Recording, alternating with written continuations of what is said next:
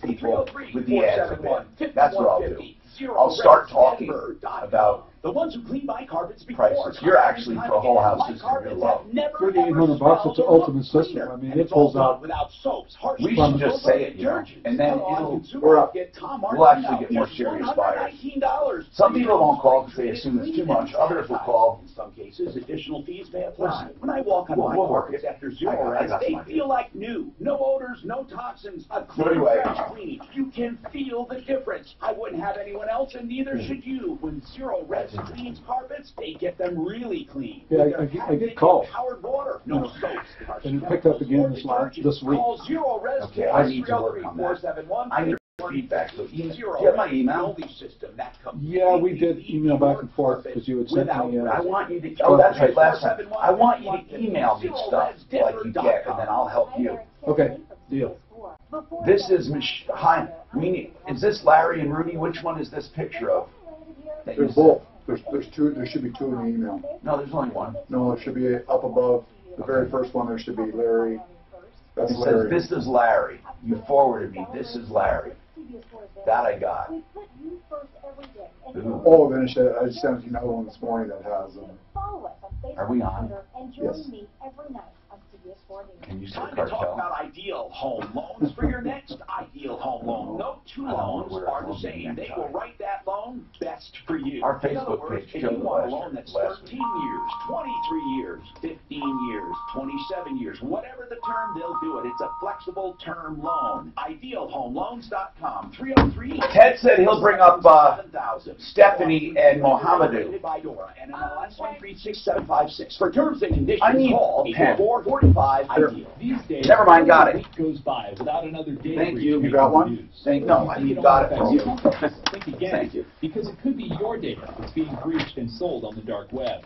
That's why it's more important than ever to protect yourself. Start by getting a free dark web scan, only from Experian. In a few seconds, you'll know if your email has been compromised, and it's totally free. Go to Experian.com/scan to get started. That's EXPERIAN.com/scan. This is the Troubleshooter Show. I need somebody. Now, Tom Martino, the Troubleshooter. Hi, Tom Martino here. Welcome to the show. 303-713-TALK. 303-713-8255. Here to help you solve problems, to answer questions, to take complaints, and to make your life a little easier. That's what I do each and every day. Every single day here on the show for going on 40 years. So give us a call. We have an unusual situation today, and that is open lines right now. You can get right through 303-713-TALK, 303-713-8255 to get your problems aired. You can just unload if something is bugging you. You know, there is no other place really in the media where you can talk about things like this, where things just bug you. It can be something you bought, something you're getting ready to sell, customer service, maybe a problem with a merchant, a service provider, a contractor. I'd like to help you prevent problems, and by listening to this show you can. But if you have a problem we can solve, let us know. We have solved several recently, getting thousands of dollars back for people, and we're working on others. So right now, Suzanne, anything in the works that you can think about? Not right offhand, Tom. Now, what is happening, Deputy Dan, with Denver food trucks, Denver custom food trucks, and restaurant equipment? Now, listen, this doesn't affect the general population.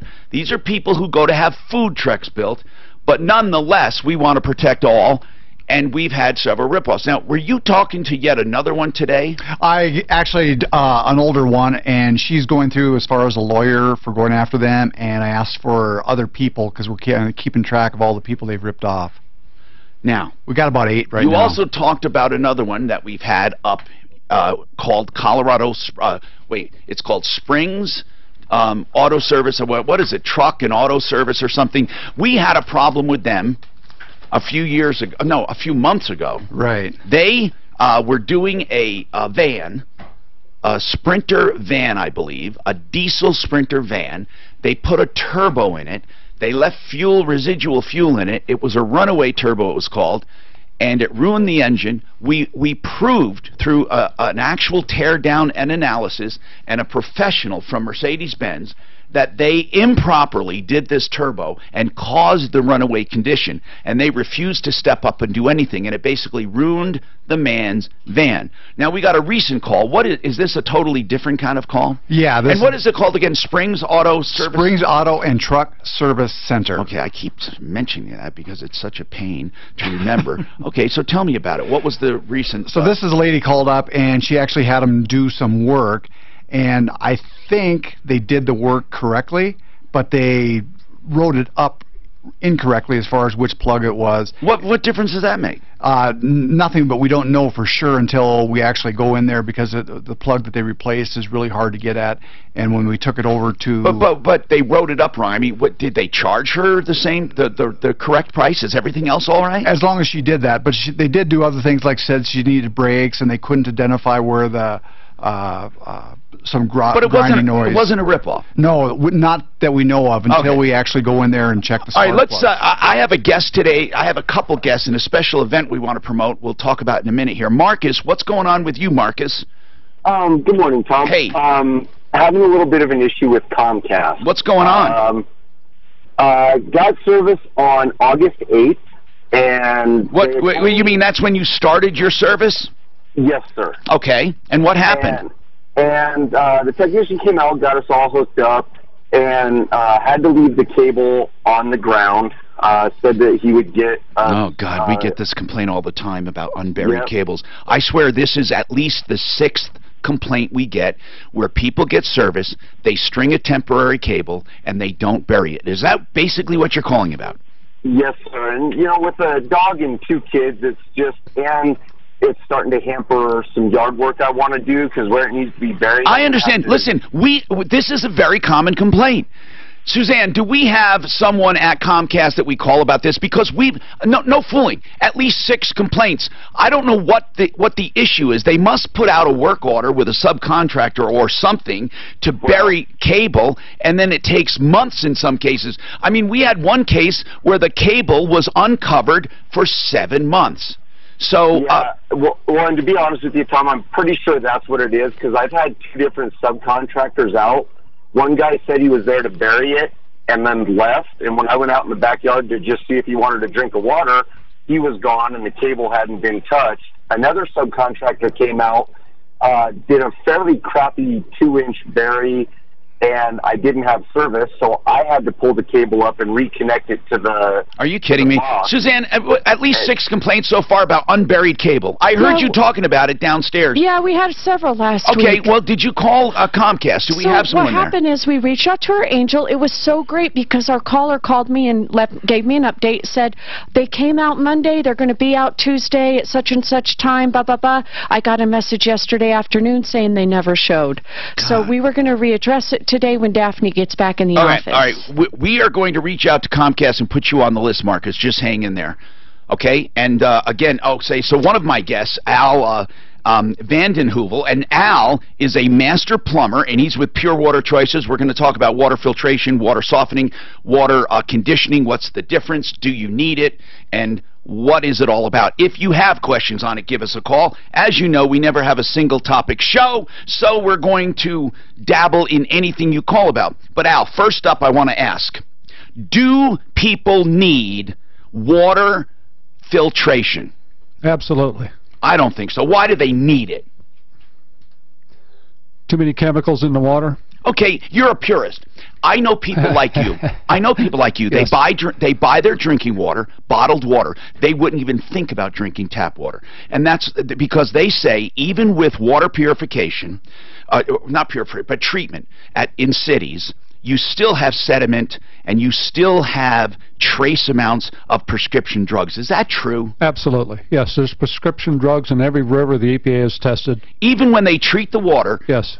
There are trace amounts of this stuff in your water. Yes. Now, why does the EPA say a certain amount of chemicals and a certain amount of drugs are allowable? Why?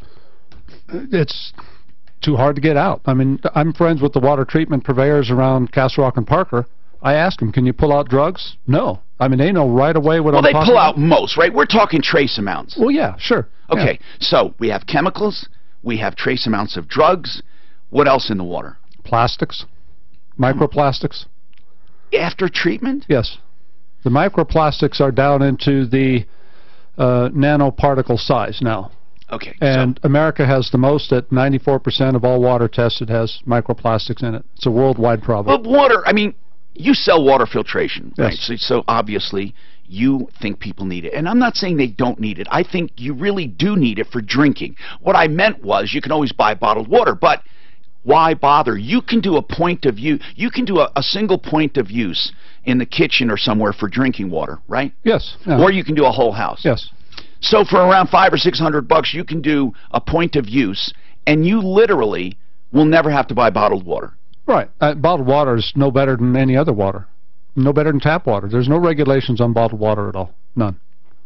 No regulation? None. Nope. So there could be trace amounts in there? Absolutely. I'd like to, you know what? I'm going to test some bottled water. I can't imagine that it hasn't been done. Have you ever tested? Do you know I have not tested bottled water, no. You know, that kind of testing requires a laboratory. Okay. I want to talk about conditioning and treat. What is water conditioning? What does that mean when people say, I have a water conditioner? That doesn't purify. No, that's a water softener. Okay. Or a scale inhibitor. So here are the first two truths about water. Conditioning does not purify. Right. And the only reason you condition, I call it psychological. Am I right or wrong? No, absolutely no. You think I'm wrong? You think there's more to it? It's not psychological. I think it is because of the way it feels. Or do you think there's more to it? Well, yeah. I mean, it's if all the water has hardness in it, so it's dissolved rock. So you're doing your laundry with rocks. You're scrubbing your skin with rocks. Okay, so wait a minute. So it will prolong your clothes. Yes. Your plumbing, water heater, all your pipes, dishes, dishwasher, glasses. It will prolong valves and plumbing and fixtures. Yes. You're right, because a lot of people tell me they have to replace a valve, and I wonder, why do you have to replace a valve? Yeah, they get all corroded up with calcium. Okay, from hard water. Yes. And that can ruin a water heater. Yes. So I was wrong. It's not just for how it feels. No. No, absolutely not. It's an investment for your house and your plumbing. But mostly, filtration is more important than conditioning. Absolutely. Because filtration is for ingesting. It's for health, yes. Yeah, and conditioning is for your plumbing, basically. Yeah. And, well, your clothes, because people do say when they wash their clothes a lot, they can see they wear out. And you're telling me it's from all the stuff in the hardness in the water. Yes. All right. So we're going to talk about water if you have any questions. We have another cable thing here quickly, and then I have an event I want to promote that is very near and dear to my heart. Greg? Yeah. What about you and a cable? Do you have one? Yeah, it's last November I had it when we moved into our home, and they said it'd be about 2 weeks, so I waited about 3.5 weeks, called it back. They said it'd be another week to bury it. Suzanne, we need to get someone from Comcast on. There's some kind of disconnect between installation and burying. I don't know what the heck's going on, but there's some kind of disconnect because we're getting way too many complaints about this. They might be growing at such a degree that they can't keep up with it. What was the excuse they gave you? They just said, we apologize, we'll be out as soon as possible, we're busy, it was an oversight, blah, blah, blah. So, and it's not like the other gentleman where it's a hazard, or tripping hazard or anything, unless someone is walking through my property, they could trip. But, you know, when it's out of sight, it's out of mind, and I think about it. Yeah, I think that Comcast... I think Comcast thinks, look, we'll get the customer signed up. We have the customer. Let's worry about burying it afterwards. I understand that, but I can't believe how many people are complaining about it. This must be some kind of growth spurt. Give us a call if you have a problem, question, or complaint. 303-713-TALK, 303-713-8255. We're here to help you solve problems and answer questions and take complaints. More coming up right after this. Yes, man. How you doing? Crews are starting to clear out. There. Northbound I-25 to eastbound I-70, that long ramp there. You got the white lane kind of blocked there as you travel on the eastbound I-70. And more abnormalities because of the water. Let's say He did, and he seemed more like, just a bit fresh off highway being cleared. This is Al, by the way. Hi, Al, Stephanie. He said he weather thinks forecast. Sunny and nice chemical, today with well, a high in utero, when the babies are cooking, that there's chemicals are altering their sexual orientation. I'm And he in total said that he's agreement. never seen such a shift, because he's been Mohammed, doing you it have forever. water. Now, we can't guarantee the water. It's good filtered water. We don't No, know. actually, now what he said. No, I'm laughing. I said between Starbucks and the water, bottled water, Tom, you're wasting a lot of money. Oh, my goodness. It'll tell you on this bottle how it's built. But the plastic itself has PVA. Well, Tom is so funny because he doesn't drink anything but filtered water.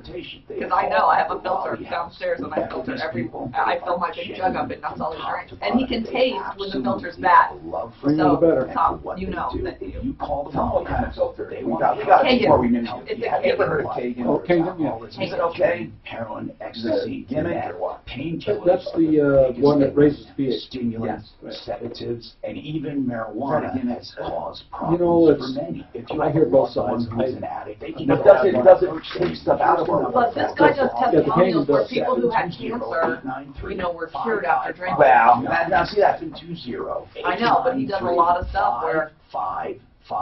So Tom, I wanted to. There's a New York Let's Times. be. All I want to say is, when we do this, let's be brief. Here's what I want to do. I want to hit it several times, Right. but not all at once. You know Okay. what I mean? Let me tell you why. Talk radio, people tune in, people tune out every 15 minutes. So if we talk about something, you're right. American financing all the time, we get a tune out. If you hit it now and then hit it again later and hit it again later, you get more audience. You get more people. It's called weaving a topic. A lot of people think if you talk about it a lot, you get more people. You actually, just the opposite happens. People tune out as opposed to getting new people each time. And then if you don't Like, for example, on Friday, when you go on and about car transmissions, but in and out. I have a tendency to check out. A lot of car stuff. I know. You don't do just Sorry, cars. Dad. I'm like, oh no, my eyes are rolling back in my head. 695. Except for when Al Ramos and Tom were talking to that one guy, and Tom says, okay, I'm old enough to be your dad. I'm going to tell you what you are. Don't get obsessed with me. But you are a poser. And he said, I'm talking to you as your dad because he couldn't afford this with this BMW. And then Al Ramos goes, this is your Uncle Al. I'm looking up the blue book. Like they were trying to be his family, and they were trying to. I found some photos online from 1997. That's when it happened. No, It happened November 18th, 1997. Using cutting-edge video imaging to precisely guide an FDA-approved joint cushioning gel into the knee, osteorelief doctors can get results even when other treatments may have failed because doctors not using digital imaging can miss the joint 30% of the time. So if you've tried Supart's Mohammed, at the time of his death, high algae without results, did you come here with me? Call 800. Did you come here after? If you have I don't know. I came to dinner before him. To schedule your Did he come here because you were here? 578-knee. Just met here. And I was the president of the Senior Association because we have an association. That's why we meet once a month. Just because you're all Tom, Mohamedou and Omar are among millions of African immigrants who come here to make a better life. Right. I met in Denver at his friend. Oh yeah. Well, and a lot of them came from New York because they thought it was. And when he died, one week later, I was finished to pray. I took his body back home. 1575. Call Excel Roofing at 303-761-6400. Honest analysis in the afternoon. The truth does not matter. From Michael Brown. I found that. It was on an old website of mine in archive.org. And I downloaded it. Today 4 on 633. Yeah. He's dead now. I had him from a baby. But I found that online. Hi, I'm Tom Martino, your troubleshooter, 303-713-TALK. We do have water filtration as a topic, and then another topic coming up, something I'd like to promote and something I'd love for you to help me with. It is a non-profit event, but it is so meaningful, and you'll see why. George, you have a question about Comcast and that unburied cable issue? Go ahead. Yeah, no, I'm not familiar with the details of the contract they sign when they order the service and have the technician come out to do an install and subsequent someone, maybe a subcontractor, doing the burial. But I'm wondering at what point would a homeowner have the right to take care of that burial themselves by paying a third party to do it? I think deducting it. I don't know. And deducting. I mean, presumably they would have to do notice. It depends on what the contract reads. And they'd be screwing around with an easement. And here's the thing: that cable goes in an easement where there are many other things. Those easements are for many other things. So you end up with a big problem if you could do some damage. But I don't think, George, to make a long story short, I don't think you would be able to. I think you could do it, and I think you'd probably get away with it, but you'd be in trouble, because usually when it's unburied, it's not just the service line to your house. It usually is from your house to the pole, which goes out to the easement, and then has other people connecting to it. So I think it's probably too risky, but it's a good thought. Joe wants to talk about a hit and run, and he can't afford to fix his car. Now this is a problem not just with hit and runs, but it's a problem with underinsured or uninsured motorists. And Joe, I'll come to you in a minute, okay? 1 minute. I want to talk about an event that happened in 1997. You may have heard about it. White supremacists killed an African immigrant who was in this country working. His name was Omar Jah. And they killed him. Shot him dead. One shot him dead. The other guy was with him. And they were out and out white supremacists. So this guy was working at the Hyatt downtown. And after his death, something extraordinary happened. People heard about it and felt so terribly, because he was sending most of his money back home to his village to do some good. And after he died, there was no more money. So Stephanie, turn on your mic. Stephanie, he also Stephanie did the story. Yeah. Stephanie Riggs did the story. Now he also sent a portion of his paycheck to the Mile High United Way every month, which I think Bill Ritter, the DA at the time, and I were just so touched by. But Tom, I found the New York Times article that I read, which ended up leading to all the television news coverage, which you helped me promote. But Nathan Thill was basically explaining why he shot this West African immigrant at this bus stop at 17th and Welton. He had no emotion. He was 19 years old at the time, and he basically said in a television interview that he walked through the town with his gun in his waist and saw this black guy and thought he didn't belong there. And he said it was so easy for him to take him out right there. Well, he thought all blacks were a stain on society. And he said it didn't seem like much to me. And I remember him saying, I can't believe I'm going away for life for killing a nobody from nowhere. And I mean, I think everybody saw these interviews on television, and Mayor Wellington Webb was the mayor at the time. He decided to start this rally, and then he went to this mosque and had a funeral. I want to talk about how that plays into today, but first I want to ask you, after the murder, what happened at the Hyatt where he worked? You got to know the general manager, John Schaefer. What happened right after that when Denverites and Coloradans heard about it? It was extraordinary. What happened? This random act of violence just ignited these random acts of kindness all over the state of Colorado. And what were people doing? Little children were collecting milk money. Seniors were giving their Social Security checks. Nobody organized anything, Tom, to the tune of $250,000. $250,000 collected. Yes, and John Schaefer sat there, and he was so close with Omar Jah, and along with this beautiful man sitting next to me, Mohamedou Sisi, one of his best friends. Mohamedou was his best friend living in Denver at the time, and they didn't know what to do with the money, so they asked Mohamedou, you know, what do we do with $250,000, and what does your village need? I mean, didn't you kind of help them, Mohamedou? You organized a group together, and that to this day still has annual events, and that's what I want to talk about, because Denver kind of adopted this village. Unfortunately, after time and news and hurricanes and everything else, things get buried, and we forget about it. But Denver kind of adopted this village. The village was named what? What's the name of the village? Jorbaval. Jorbaval? Yes, the village name is Jobibor. And Mohamedou, what did you do with the money, and why do you continue to collect money? So first what I did was, 1 week after his death, I was in charge of taking his body back to Senegal. So I took the body back to Senegal and I buried him in his family graveyard.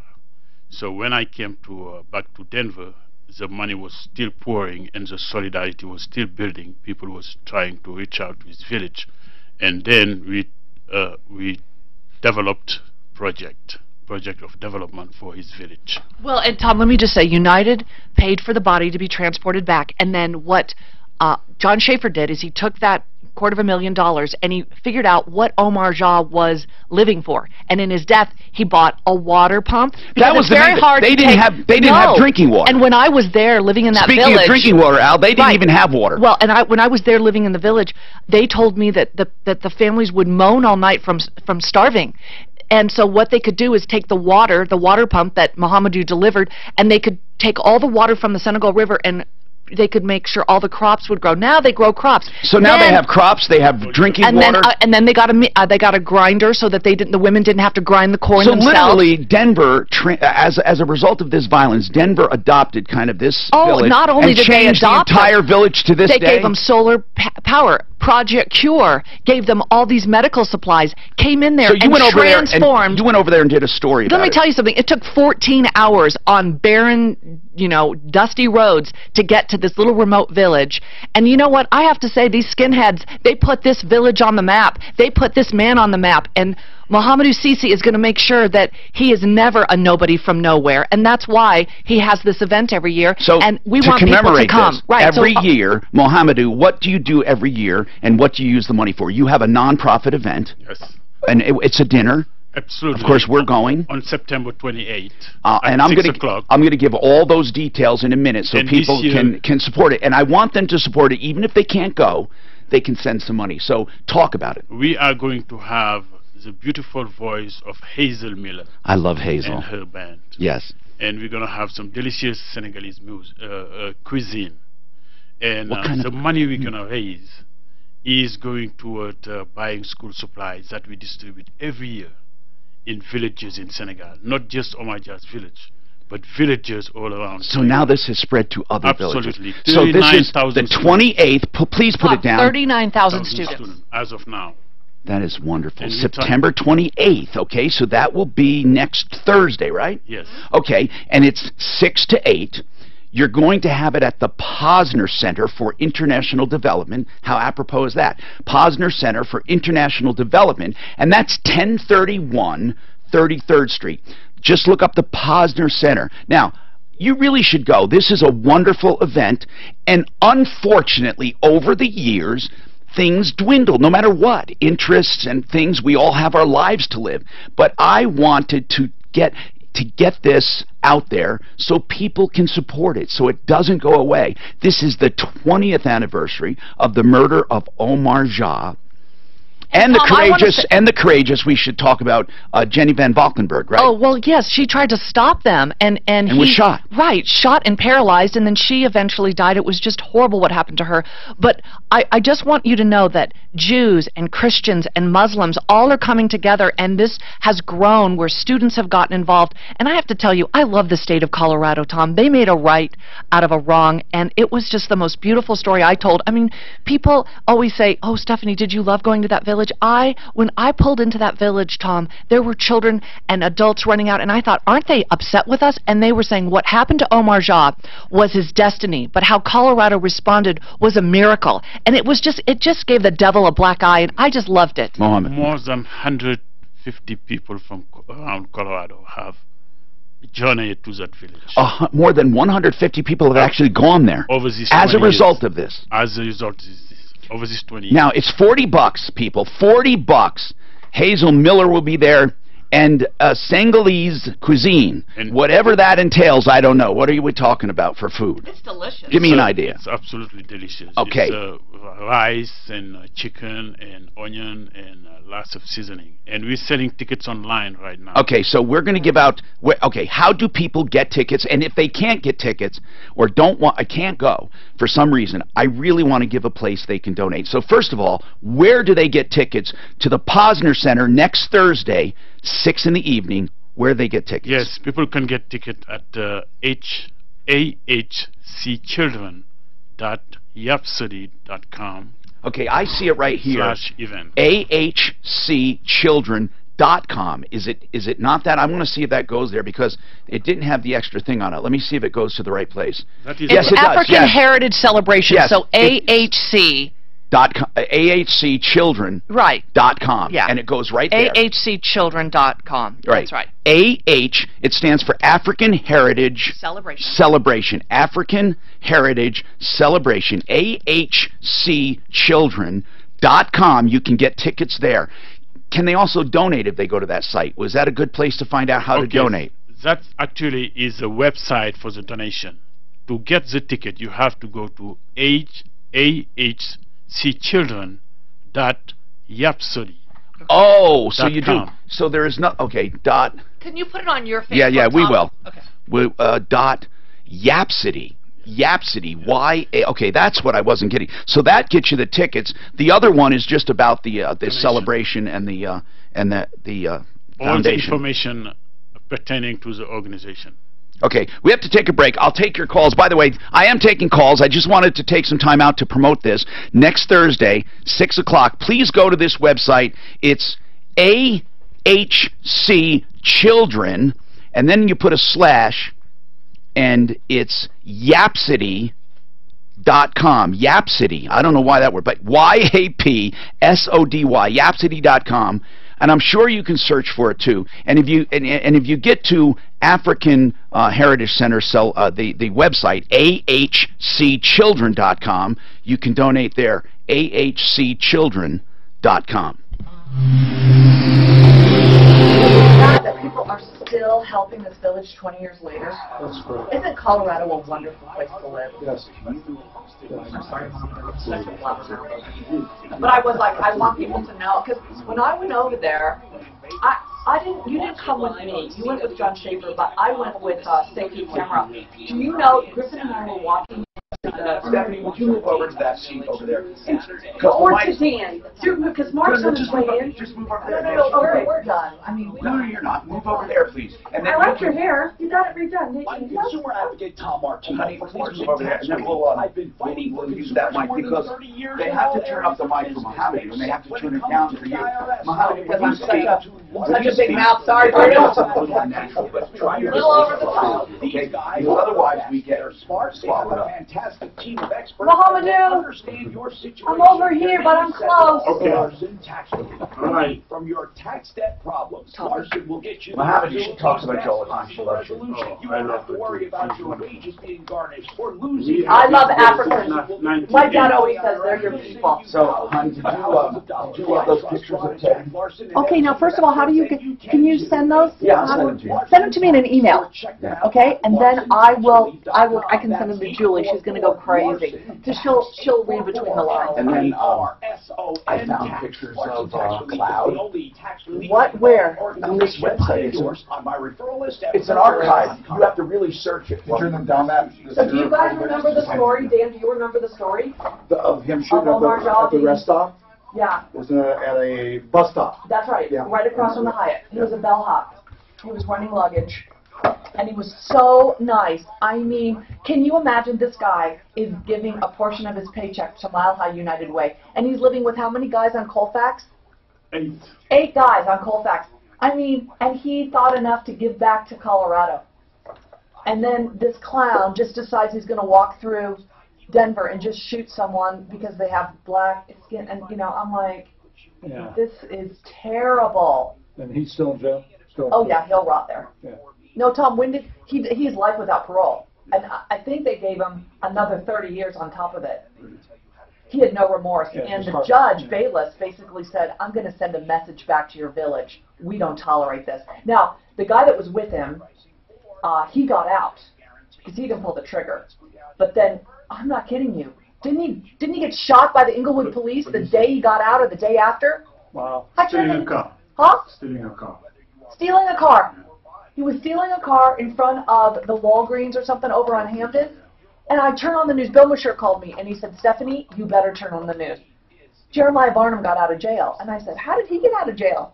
Well, because he didn't pull the trigger. He didn't have as many years as Nathan Thill. Yes. And then he gets shot and killed. I'm like, it was unbelievable. He got out of jail, and he went and tried to steal a car. Yeah. Where in Centerville is the village? Okay, Drogerville. So... It's by up the north. Yeah. Well, look at this country here. Gambia runs right through it. Yeah, Gambia is. Okay, so this is Dakar. So St. Louis, you got to keep going up because we have to stop in St. Louis. Honey, sorry. And then is that Drogerville? I don't even think it's on a map. I said the village is so tiny it's not even on a map. Yeah, no, because when I did the piece, I remember saying that. Fanya Dairy? No. No, it's not on the map. It isn't. I'm telling you, it's so if tiny. you can kind of tell me, I can make it bigger. Okay, no. It would be. Right here. Let's see. Right here. 683-6611. No, that's way too far, Mohamedou. 6611 or visit favoritedenverwindow.com. Huh? No, that's too far. No. It's so from St. Louis, okay, because you go from Dakar. 5 hours from St. Louis, right? Okay. No. So St. Louis, so Dakar to St. Louis, and then we went up. I want to say it's around here. Isn't this the border though? The black isn't the border? The Pink Lake, yeah, it's on the border between Mauritania and Senegal. Mm-hmm. So you think it's right? Where's the Pink Lake? That's where they make that salt you get at Costco. Oh, really? Yeah. It was all pink. It was so cool. It's Himalayan salt. Yeah, but they have it there. They mine it there. Cool. It was so beautiful. All those places. No, it's called Drogerville. It's not on a map. I remember saying that in my documentary. How many people live in the village? 300. Maybe 300 people. I mean, that's not nobody would have even acknowledged it, but it got so much. I was on Catherine Cryer Court TV, CBS Sunday Morning with Charles Osborne. I mean, I'm sure it's too small. If it's 300, it's going to be too small. You really showed up. Hi, Tom Martino, your troubleshooter. 303-713-TALK. Solving problems. Answering questions, getting results. We recover millions of dollars for people. Don't get ripped off. It's no sweat when you call us. You tell us your problems, unload, even if it's just getting it off your chest. It'll make you feel better. And then we'll talk about water filtration, water softening, water conditioning, whatever you want. If you have any questions, here's the place. And you can cut through all the crap and the BS we hear about when it comes to this hard sell. People used to scare the dickens out of people, telling them they're going to die from their water. Now listen, this is amazing, but we talked to a doctor one time who said he saw increasing numbers of birth defects over the years and women with complications, and he was convinced it was due to the water and some of the things in the water, especially the trace medications. If you have any questions, give us a call, 303-713-TALK. Joe, you were in a hit and run, is that true? Yeah. Tom, what happened? So, my wife called you guys a couple months back. She was in a hit and run accident, and the guy took off. My kids were in the car, so she's a full-time student, and she goes to Arapahoe Community College. So now this hit and run, the guy. I mean, you have no idea who did it. No, she wrote down the license plate number, but as far as that goes, it was pretty much we sent all the information to the detective, and the detective said that he sent a letter out stating that the person needs to send in his insurance information, and if he doesn't, then there'll be a warrant issued for his arrest. And that was 6 months ago now, and still haven't heard anything back from the detective. So Tom, I bet I can have his plate run by my angel. We can get the plate run. You have the plate number. Judy already called in and had you guys do all that stuff. So did we run the plate already? Did we come back with results? Yeah, she came back with results, but we're still waiting on the Denver detectives to. No, wait. So we know. Hold on. So you know the guy's name. Yeah. And you know where he the lives. guy's name, everything. Is that the one that lives way up north, like in Wiggins or something, Joe? Yeah, exactly. Oh, dear. Yeah. So. Okay, listen. Tell me about your car. How bad is it? Well, we took it in, and I thought it was only going to be about $1,000 for the damage, but we took it into Pro Auto Care, and they're saying it's pretty damaged. The rack and pinion got smashed and it exploded, so there's power steering leaking all over. What do they say it's going to cost? It's about $2,200. And how old is this van? It's a '97. Oh, God. Has 150,000 miles on it. 97, 150,000 miles. It's not worth putting that into it. Yeah. Is this the only vehicle you have? Well, we have two vehicles. I have a Honda Accord, and it's pretty old. It's older too. So tell me about your situation. Tell me about your situation. You, your wife, and how many kids? 6 kids. 6 kids? And I pay child support for 3 of them, and I'm taking care of the other 3. The other 3 of them live with me and Judy, and then 3 live with their mom, with the other mom. And do you work? Does Judy work, or is she taking care of her kids? No, she's a full-time student. She goes to Arapahoe Community College. She just got. And what do you do? Her associates now. And what do you do? I work warehouse. So you both. She's going to school. You're working. And your kids are doing well, and you need help with a vehicle. Why don't we just try to get you a vehicle? Let's try. We've done it before.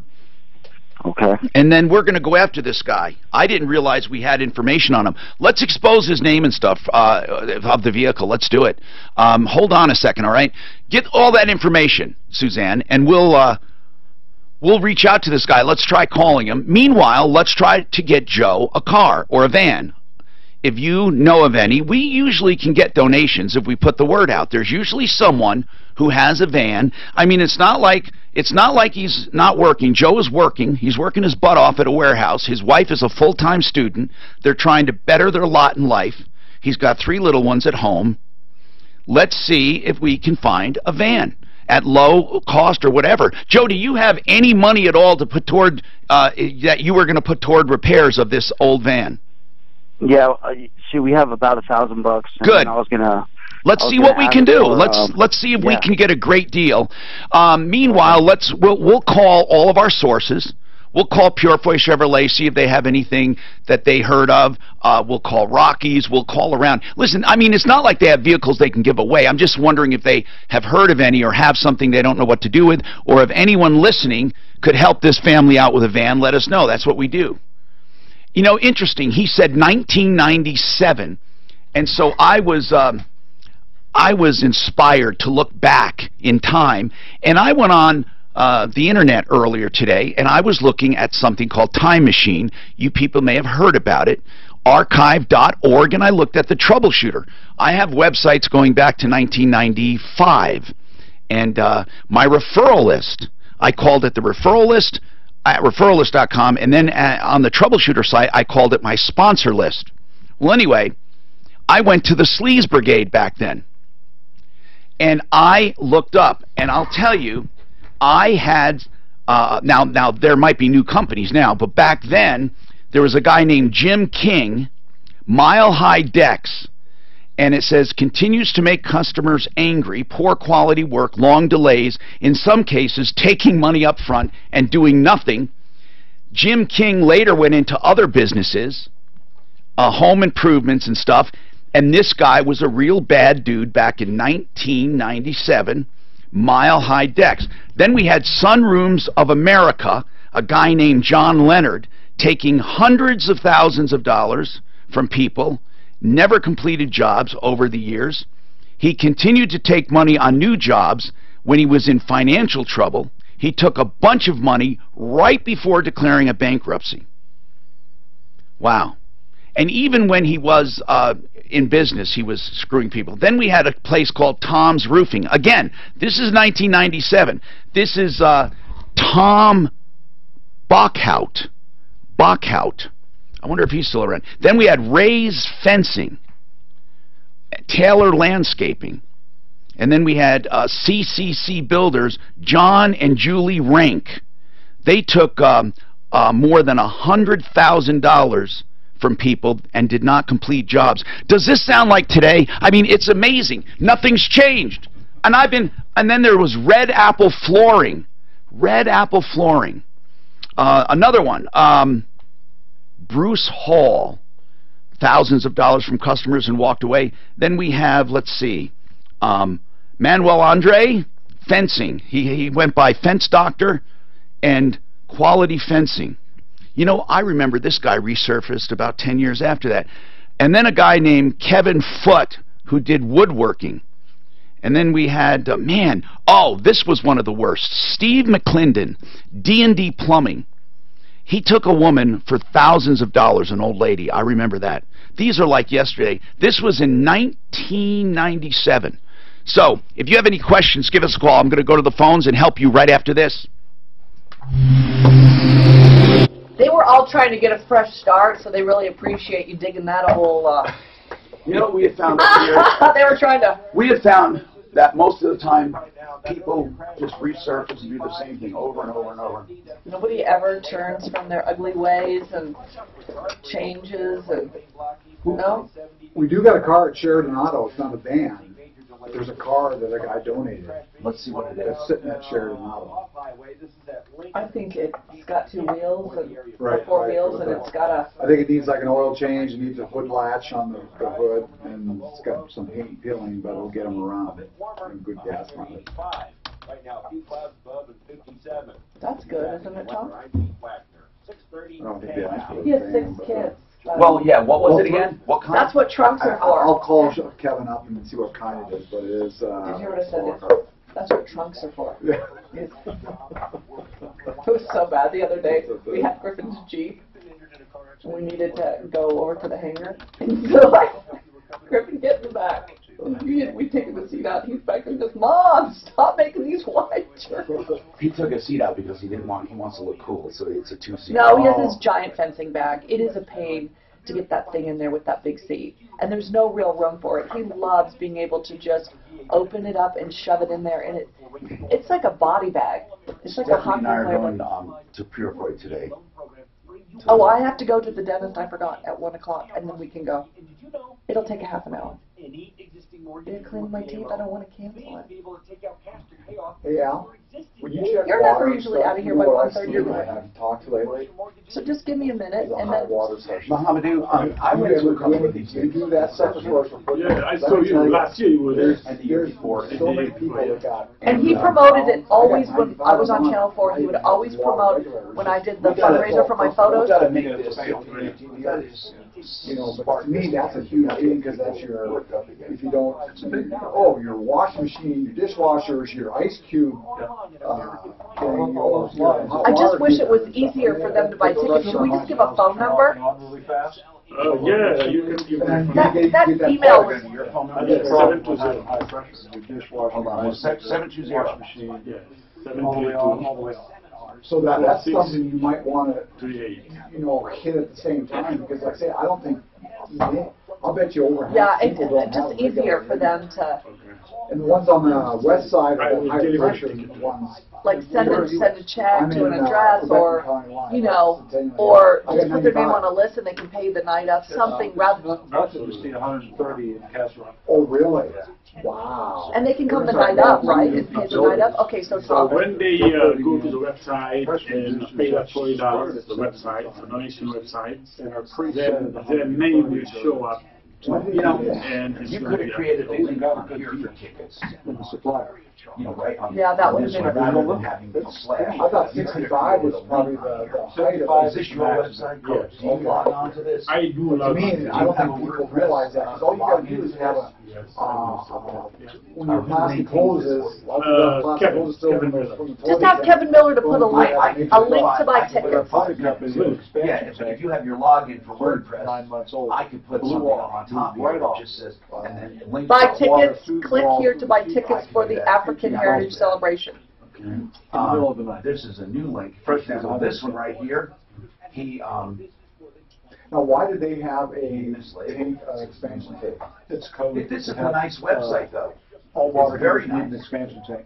Donate. I'm just trying to see if there's anything here that says about it. If you have a backflow preventer, which almost every new house does for the last 25 years, and you have means of heating water, you have to have an expansion tank. Otherwise, the water heater is void. Really? This should say average. It just provides a way for that expansion. I put it in there. I didn't want to. Did you do the Well, I thought it just goes out that So you hole. logged in to do that? Yeah, sometimes You might have an expansion valve. You have an expansion valve. So if you do that, we can put. You can have valve So in if the you do can with that, a we little can hose. put something up there. I mean, if you want to do it, we can Yes, do it right now. do it. Who wants to do it right now? I ain't kidding. Yes, do it right now. I will show you how to do it, and I won't do any harm. If you put it in your tab, yeah. Mine was 95. Okay. Tom, you have to read them. But if you go to your administrator page, Stock item, we go through 100 a year at least. But I mean, just a little pressure, it takes 1 minute to find out what the pressure is, and I think it's $10. You know, Hi, Tom Martino, your troubleshooter, 303-713-TALK. I want to remind you, next week is the African Heritage Celebration, the 20th anniversary of Omar Jah's death, and the village that was helped by Denver after his death, raising money there. It continued year after year with a non-profit from his best friend, Mohamedou Sisi. And I just want to remind you, next Thursday is the event, and I want you to go to the website to sign up or call I'm going to give a phone number if you want to go to this event. It's next Thursday at 6 o'clock at the Posner Center. The Posner, I'll find it, International... it's the Posner Center for International Development Thank you, at Stephanie. 1031 Got it. 33rd Street. All That's in Denver, and it's from 6 to 8. It's $40, and every penny is going to go and help. Now, 39,000 children. Now, just to let you know, Right. over the years, year after year, Mohamedou Sisi has been doing this in the name of his best friend, and now for the village, and the villages surrounding there, and it's been wonderful. And I don't want this to dwindle, because the annual event, the first few years was strong, and then it got a little weaker, and I just don't want that to happen. I want it to keep going. So if you could just keep it in mind, and please look up this website, okay? It's ahcchildren.com. That's the main website. And if you want to find tickets, put a slash on that, ahcchildren / and then Yapsody, YAPSODY. Did you give the phone number too? I will Okay. in a little while, so I want people But to be can we give a prepared. shout out to Hazel Miller, because she's going to be doing all the entertainment. And she's wonderful Yes. for this event. Okay, let's go to the phones. Any problems, questions, or complaints, I will help you with. Phil, what's going on with you, sir? What's happening? Hello. Hey, Phil, what can I do for you, man? Hey, I'm not sure if you can help me or not, but I feel like my son's getting victimized. How? Works downtown off of Larimer Square. Evidently something, license plate in the front of his car wasn't there. Yeah. It's some, actually parked there. He had it on there the whole time. Somebody came by, evidently took it off, and actually tried to peel his year tag off the back because they couldn't get the plate off the back. So, the sweep guy came by or whatever. They gave him a ticket for not having a license plate. So you're saying the front... A lot of people don't put front plates on, and it pisses off the police, and they get tickets, but you're saying the license plate was stolen. Yeah, it was stolen, actually, and actually when he went to work the following 2 days later afterwards, he found it across the street. If you go to the judge and tell him that it was stolen, they usually won't assess any penalty. Okay, yeah, I'm going to go to the magistrate today, and actually I'm going to tell him that. Actually, he found the license plate, which was across the street, the following day, and actually, and we were kind of looking at the car because he was like, "Why did I get a ticket? I should have never got a ticket." And then he looked on the front of his plate, and he could see where they unscrewed it. What kind of car is it? It's a Nissan 350. Okay. The reason I ask is some of these cars are literally not made for front plates. They're very difficult to get on, especially sports cars. But Phil, take a picture of where they tried to unscrew it, or if you have anything like that. Magistrates referees, judges, whoever is going to handle this, they will listen to you. This is not a big deal to them. It really isn't. So I think you just show up, especially if you have the old plate, show it, and just tell them it was stolen. They even tried to rip off. Show a picture of the number in the back where they tried to rip that off. I don't think you'll have any problem. Sam, what's happening? Sam, what's going on? Yeah, a few years ago, maybe about 15 years ago or so, I had a situation where I was, I lost my, I got a domestic violence, misdemeanor domestic violence charge against me. Now, was this, and I know this is difficult to talk about, I got to ask you now, was it a real domestic violence? Did you really do something, or was it a spat and I mean, I just have to ask that. I just want to caution, I want to tell people, most of the time, domestic violence is real, and it's a serious problem, and we have to deal with it, and I don't want to take it lightly. However, there are many, many cases, unfortunately, where it's used almost as a weapon. But I need to know, you got to tell me the truth. In this DV that you had, was it a real DV? No, sir, no, it wasn't. What was it? It was like considered or classified as like a... Was it dismissed? No, it wasn't. I actually had to plead guilty. No, you didn't. No, okay. So you pleaded. So you are convicted for DV. That's fine. If you did it, you did it. But you don't have to plead guilty. If it's, you don't have to. I was in a corporate municipality. You don't have to plead guilty, Sam. If you. And that's not what you're calling about. I know it isn't, but I just wanted to get that straight. If you're charged with something and you didn't do it, people who tell me they have to plead, you don't. You do not have to plead. You say no. Why didn't you just say no? Well, because the judge in that corporate municipality was going to keep me in jail for about 2 months or so until the court date came Because you up. didn't have money for bail? That's correct. Well, and it was on her say so. Okay, how can I help you?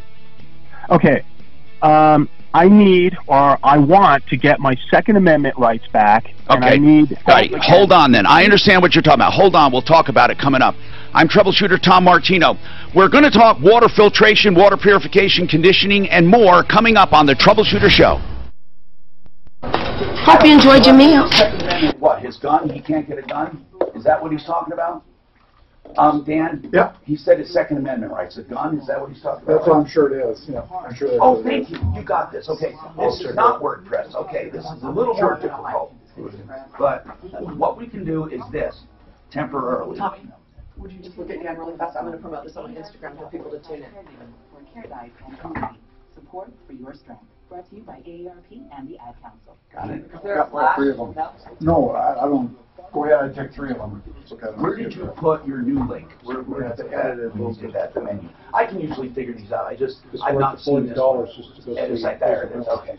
That's what I said. That's why I said. I want to put a link on it first. So I don't. Is it okay?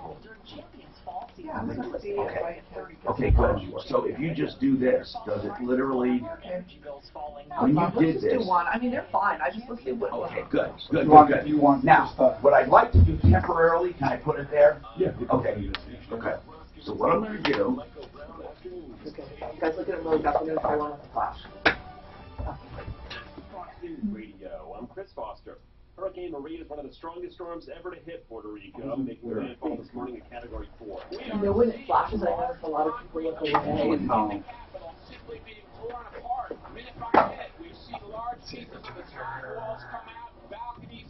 Oh, Havasu, you're so sweet. Thank you. See, Tom, if nothing else, making it easier for people to purchase tickets, it was worth coming in. Senator Lindsey Graham argues the bill could be the last thing standing in the way of a single-payer health care system. That's the best chance. You want to put that absolutely? Yeah. Is that the slash the same thing as the dot? Because that's a dot over there. Where is it? Dot. Well, let me just do it and see. Okay, let's see. African Heritage. Celebrate African Heritage. C. AFC. It's AFC. AFH Children. AFH Children. No, you have F over there. Okay, I'm sorry. No, this is wrong. This is wrong. Okay. H. Okay, I got you. I'm sorry. I had it wrong. So it's A, H, C. Children. Is that what it is? Okay. I don't know why she gave me, let me just look at something. I am just totally baffled by this, because I looked at one thing here. AHC. Okay, she did have that right. I thought I was saying the wrong thing the whole time. I'm glad I wasn't. Then children, and it's .com or .yapsity? .yapsity, yes. .com. Let's see if this brings it. If it does, then good. No. So it's not that. So now let's do slash. And it's not that either. Yeah, oh, I did it wrong. Yapsity. Well, now it's doing dot, so maybe it was. Okay, so it is dot. Is that it? Yes. Okay, so I have to do dot. Excel Roofing is a company I can highly recommend. You may have some old damage calls, but if anything happens these next few months, remember Excel Roofing. They may not come knocking at your door, but they will be the ones you want. First of all, they're never going to ask you to sign anything to look at your roof. You should never have to sign anything. That's a bunch of crap, these roofers that now once we do they're this, tricking you into a contract. Excel Once will you trick do into this, a it's going to contract. send They you will bill. give you a complete contract when they're done examining and telling you. So is the village, is it dry or is it kind of? Yes. Is it? Yeah. It's like, well, when you're driving, you're basically driving along the Great Sahara. Oh, really? Yeah. It was sort of like being in Scottsdale. Come on, Scottsdale's not that bad. Yeah, it is. It wasn't that hot. Dry. A little dustier though. Well, people always say, Arizona, Scottsdale's the dry heat. Well, no, it was the blowtorch. I mean, and what I love is how they have these mixtures that blow steam. What do we want to call it? Fundraiser? It's evaporating. Let's call it something that It does nothing. temperature. It's so ridiculous. Fundraiser? Yeah, no, the dry heat is going to be annual about Bakersfield too. Bakersfield's Well, I anchored in Fresno. Oh, did you? Same temperature. But annual dinner. Okay. We went to visit Tom's sisters and in Orlando, and I'm telling you, humidity's worse. when you're not used to it, I just think you must get the hang of it. I'll take the dry. Once you get there, do you get used to it? Because I was like, this is awful. Because she would say, should we have dinner outside? I'm like, I looked at Tom. It just wipes me out. It does work. Because you go out and then you feel like you got to take a shower and stuff because you're all sweaty and soaked through. Well, and then they were like, let's take a walk, and I'm just like, okay. Were there bugs too in Florida there? Yeah. I hate bugs. That's why I like the dry heat. Yeah, I'll take Phoenix. I'll take Arizona. I grew up there. So. You did? Where did you grow up in Arizona? Phoenix. Okay. Went to Camelback High. So you know Riggs Road? Yes. That's named after my grandpa. All right. Yeah. All right. Cool. He was one of the original Special Forces Green Berets. So that's out in Chandler. Chandler, right? Yeah. But that's where they, used to go. There it is, when brother. you would watch the spring training. People would know it. I remember one of the sportscasters came back and It said, will send you to this page and you're going to get my some grandfather, my dad's dad. Okay, we got it. So now all they have to do is go there and we got it on the Nice job, Tom. He did. He just showed me how to do it. No, you did. But it's good to have that. And then you can put that over a link. Because I was like, this is making it so hard, all those flashes. And I know me. No, it was. People, I'm going to tell you, that will affect it. People will not do all those flashes. Yeah. They won't remember it. Yeah, that's right. All the information there. Unfortunately, there's thousands of villages just like that. Oh, I know.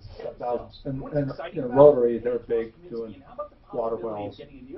Well, and there's another group called the Fresh Water Project that Heidi Rickles she's used to be with Project Cure. I got very involved with Project Cure. In fact, we're going to have on Monday, I have a table at the First Lady's Luncheon, and the First Lady of Zambia is coming, and she's going to speak about what's going on in Zambia and how Project Cure is helping. Project Cure was started by Jim Jackson. All of it donated medical supplies. Hi, Tom Martino, your troubleshooter. Welcome to the show. The only show of its kind anywhere in the universe where we are solving your problems, answering your questions, and taking your complaints and making your life just a little easier. This hour brought to you by Aurora Orthodontics. Aurora Orthodontics, where you can get a beautiful smile in just 2 years. And let me just tell you this, as an adult I'm talking about, without surgeries, without widening your palate with a surgery. You don't need to do that. Dr. Kent Lawson has proven he can widen palates over time with mouthpieces that you wear at night that can slowly widen your palate, straighten your teeth, align your jaw. Then he uses Invisalign braces after that for the final touch, and adults can have a beautiful smile, an aligned jaw. They can do away with TMJ at the same time and sleep apneas and get a beautiful smile naturally for a fraction of the cost of veneers. And veneers don't correct anything, they just cover them up. Dr. Kent Lawson and the new orthodontics takes care of you at Aurora Orthodontics and TMJ. 303-690-0100. 303-690-0100. Sam, you called with a problem. Let's just get right to it. You pleaded guilty to a domestic violence charge somewhere. How many years ago? 15. Okay, 15 years ago. And again, it's too late to do anything about it, but you said it was her word against yours. It didn't really happen, but you did plead guilty. You felt pressure because you didn't have money for bail, and the guy said you'd have to stay in jail for until your trial. Okay, so now we're 15 years later, and you want to buy a gun. Is that the bottom line? Yes, sir. Okay. You won't. With a conviction of domestic violence, you will never own a gun. Well, even a misdemeanor listed under, like, simple assault? Yes, if domestic is involved. Now, there might be cases where people have had it waived. Now, listen, that's why I asked you, did you get convicted or did you fight it or whatever? Because pleading to something is the same as a guilty. When you plead guilty to domestic violence, it's the same as being convicted for domestic violence.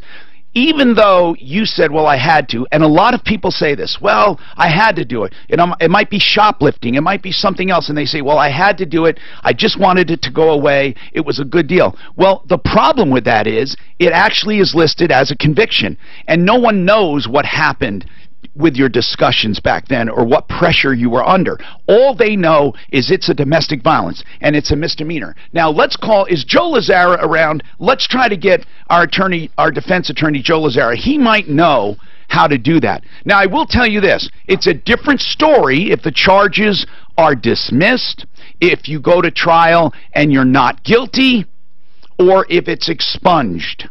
Especially if it's totally expunged. But here's the deal. You already did it, pleaded guilty 15 years ago. There's no way to undo that. You're going to just have to figure out if they will give a waiver. We're going to check with our attorney and get back to you. 303-713-TALK is the number. 713-8255. We're live on Facebook, by the way, live on YouTube, live on iHeartRadio. You can download us on iTunes. We're all over the place. Let's talk to Joseph A. Lazzara, attorney at law. Joe, we have Sam on the line here, and he said that he was charged with domestic violence 15 years ago, and he pleaded guilty. I don't want to get into the, if he should have or not, but he was afraid he was going to spend 2 months in jail waiting his trial because he didn't have money for bail and all of that. I don't think anybody cares about that when it's on your record now, Joe. When people look at is it listed as a plea bargain? I mean, can people actually look at that and see what it was, or is it just the same as a conviction? Well, they can probably tell that it was pled down to something, but it's a conviction. Yeah. Anything domestic violence related, which is a sentencing enhancer on these types of cases, affects a lot of different rights, including gun rights. Now, Sam, is it listed on your record as a misdemeanor assault? Yes, sir. And does it say anything about domestic violence on the conviction, like domestic? Yeah, that's the craziest thing. It just manages to skirt, like, the issue of domestic violence, but yet there's a notation on there. Right. And when I went to go get my... Because what Joe means is it's an enhancer, meaning there will always be a notation. Because they figure assault on someone you're with is different than assault someone you're involved with. It's a domestic violence, and it's different, right, Joe? Exactly. So it's going to be considered domestic violence. It's a misdemeanor. Now, now, is there any way, Joe, you have heard of people with domestic violence misdemeanors getting or owning guns? I haven't heard anybody. Usually it's prohibited through the Brady handgun bill. The concern always is that individuals, and I know this is not always true, but individuals that are involved in domestic violence cases, you want to protect absolutely and future victims. Right. And that's the idea. Especially when you have a guilty plea or a conviction. Sam, you understand that you probably didn't even think about it 15 years ago, right? You just wanted to get it over with. But I just want to tell people, now listen, if you did not do something, including shoplifting, don't do a plea bargain. Joe, why do they scare the hell out of people into plea bargains, don't they? They do, and a lot of times when you're talking about domestic violence types cases, you have to be arrested. You have to be brought before the court, usually first thing in the morning, and at that point in time they set bond, and so a lot of people will simply plead just to get out of jail, and that's the wrong thing that they do. You have to consult with an attorney. You have to have your mind about you, understand what's going on. But yeah, it is scary, and then when the prosecution's talking to you about the potential penalties you're looking at, right? They're offering no jail. Well, a lot of people jump at that. Right, because they figure, oh, it's a misdemeanor, it's not going to count. But the same with, okay, let's talk about now shoplifting. The same thing. I mean, they scare you into trying to take a lesser case or a lesser plea, and it's still on your record. It is, and you know, that can affect you. Even going back, you know, if you like say shoplift at Kohl's, well, there might be a no trespassing. You can't go back to Kohl's ever, and it does stay on your record, and it comes across on your record as theft. It doesn't say shoplifting, it right? Says theft. And it doesn't say, it was only this or it was a mistake. I mean, okay, so what prevents people from owning a gun? What are the crimes specifically? Any felony?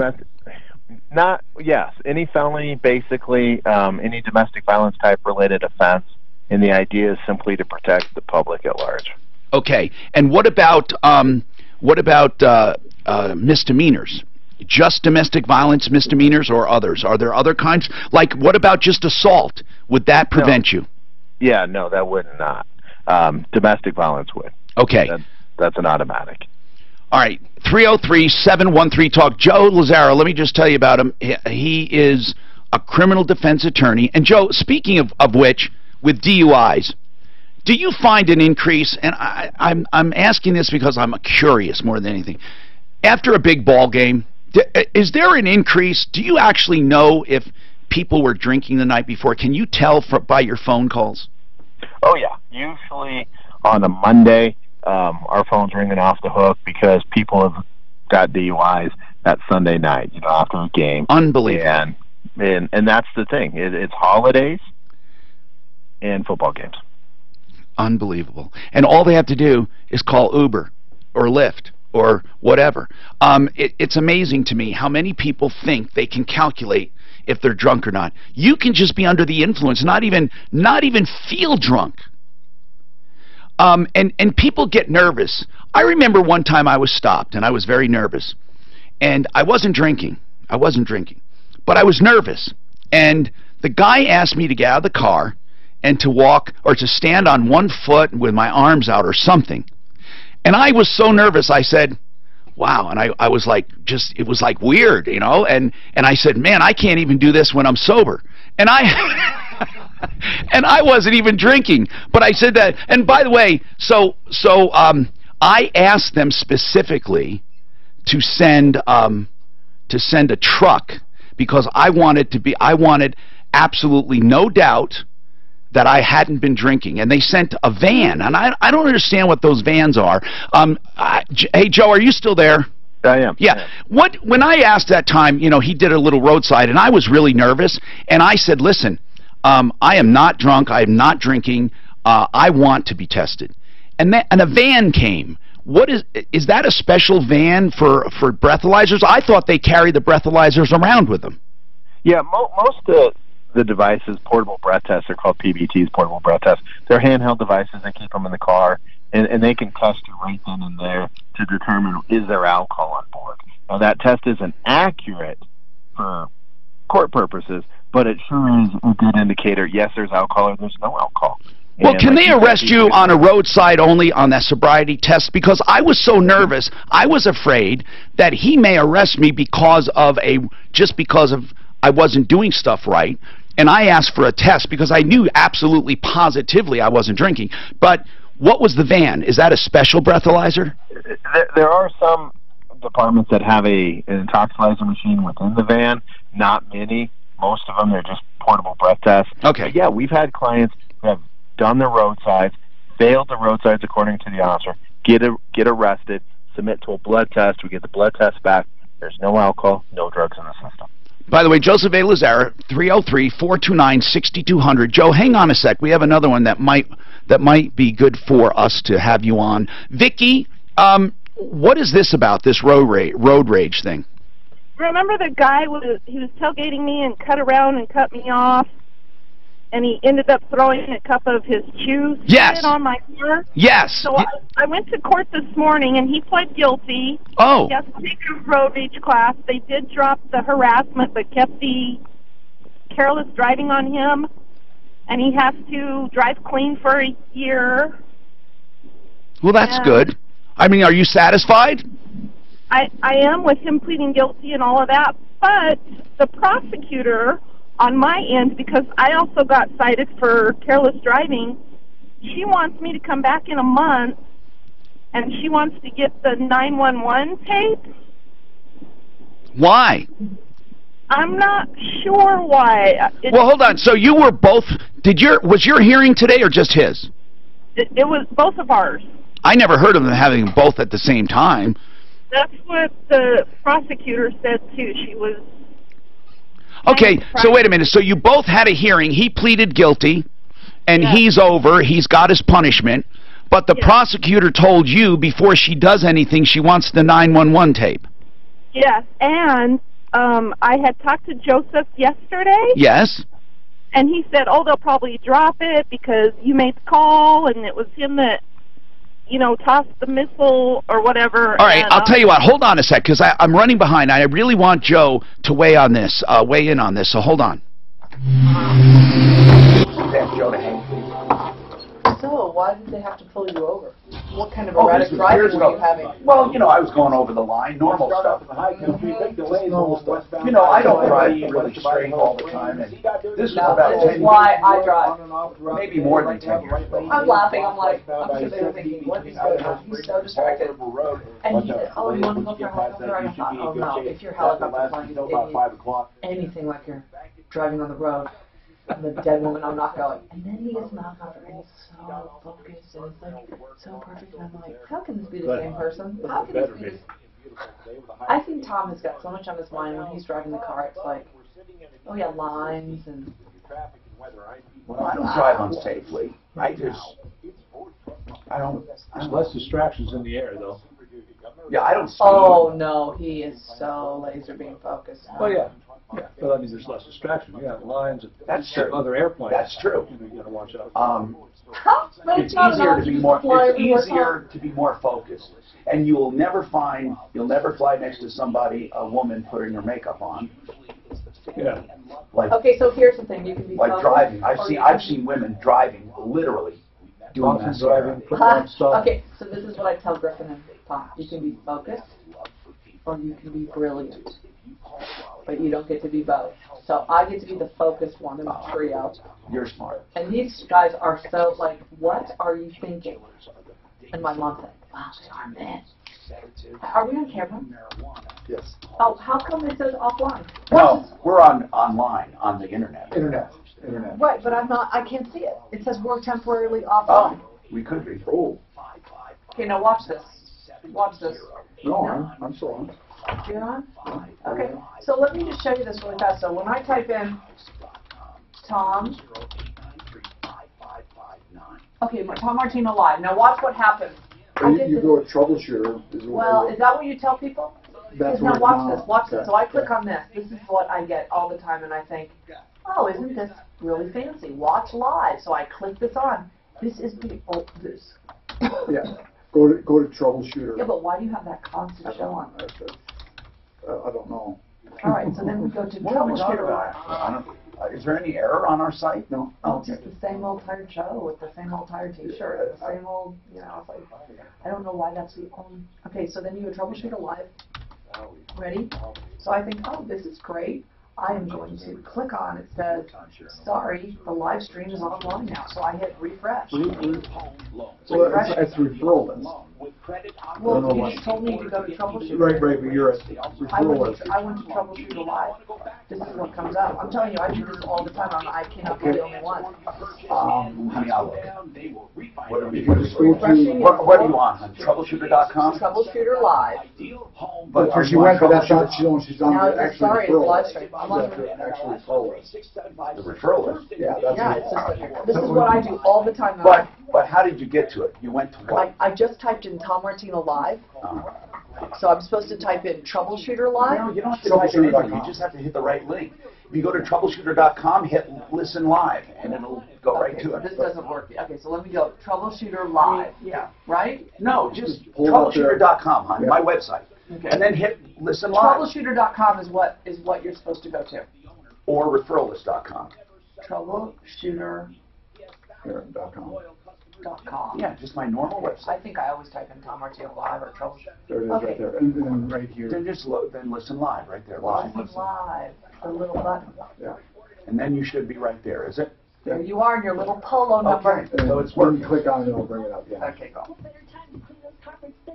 But, you know, she has a point. Maybe we ought to get It's rid a of the little- people that little just confusing. try to search. We ought to, maybe, I'm wondering why it doesn't come up.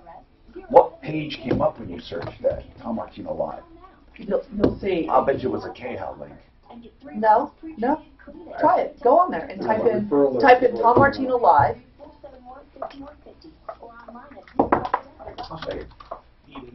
Because I don't think I'm the only one that does this. Well, I don't know, referral list, I don't know. You better find out. Honey, I gotta do that. Oh, I thought you were. Not right now. You just honored Constitution Day with an F-free speech event. Academia at its best. Join me at 4 o'clock for more Irreverent Talk Radio.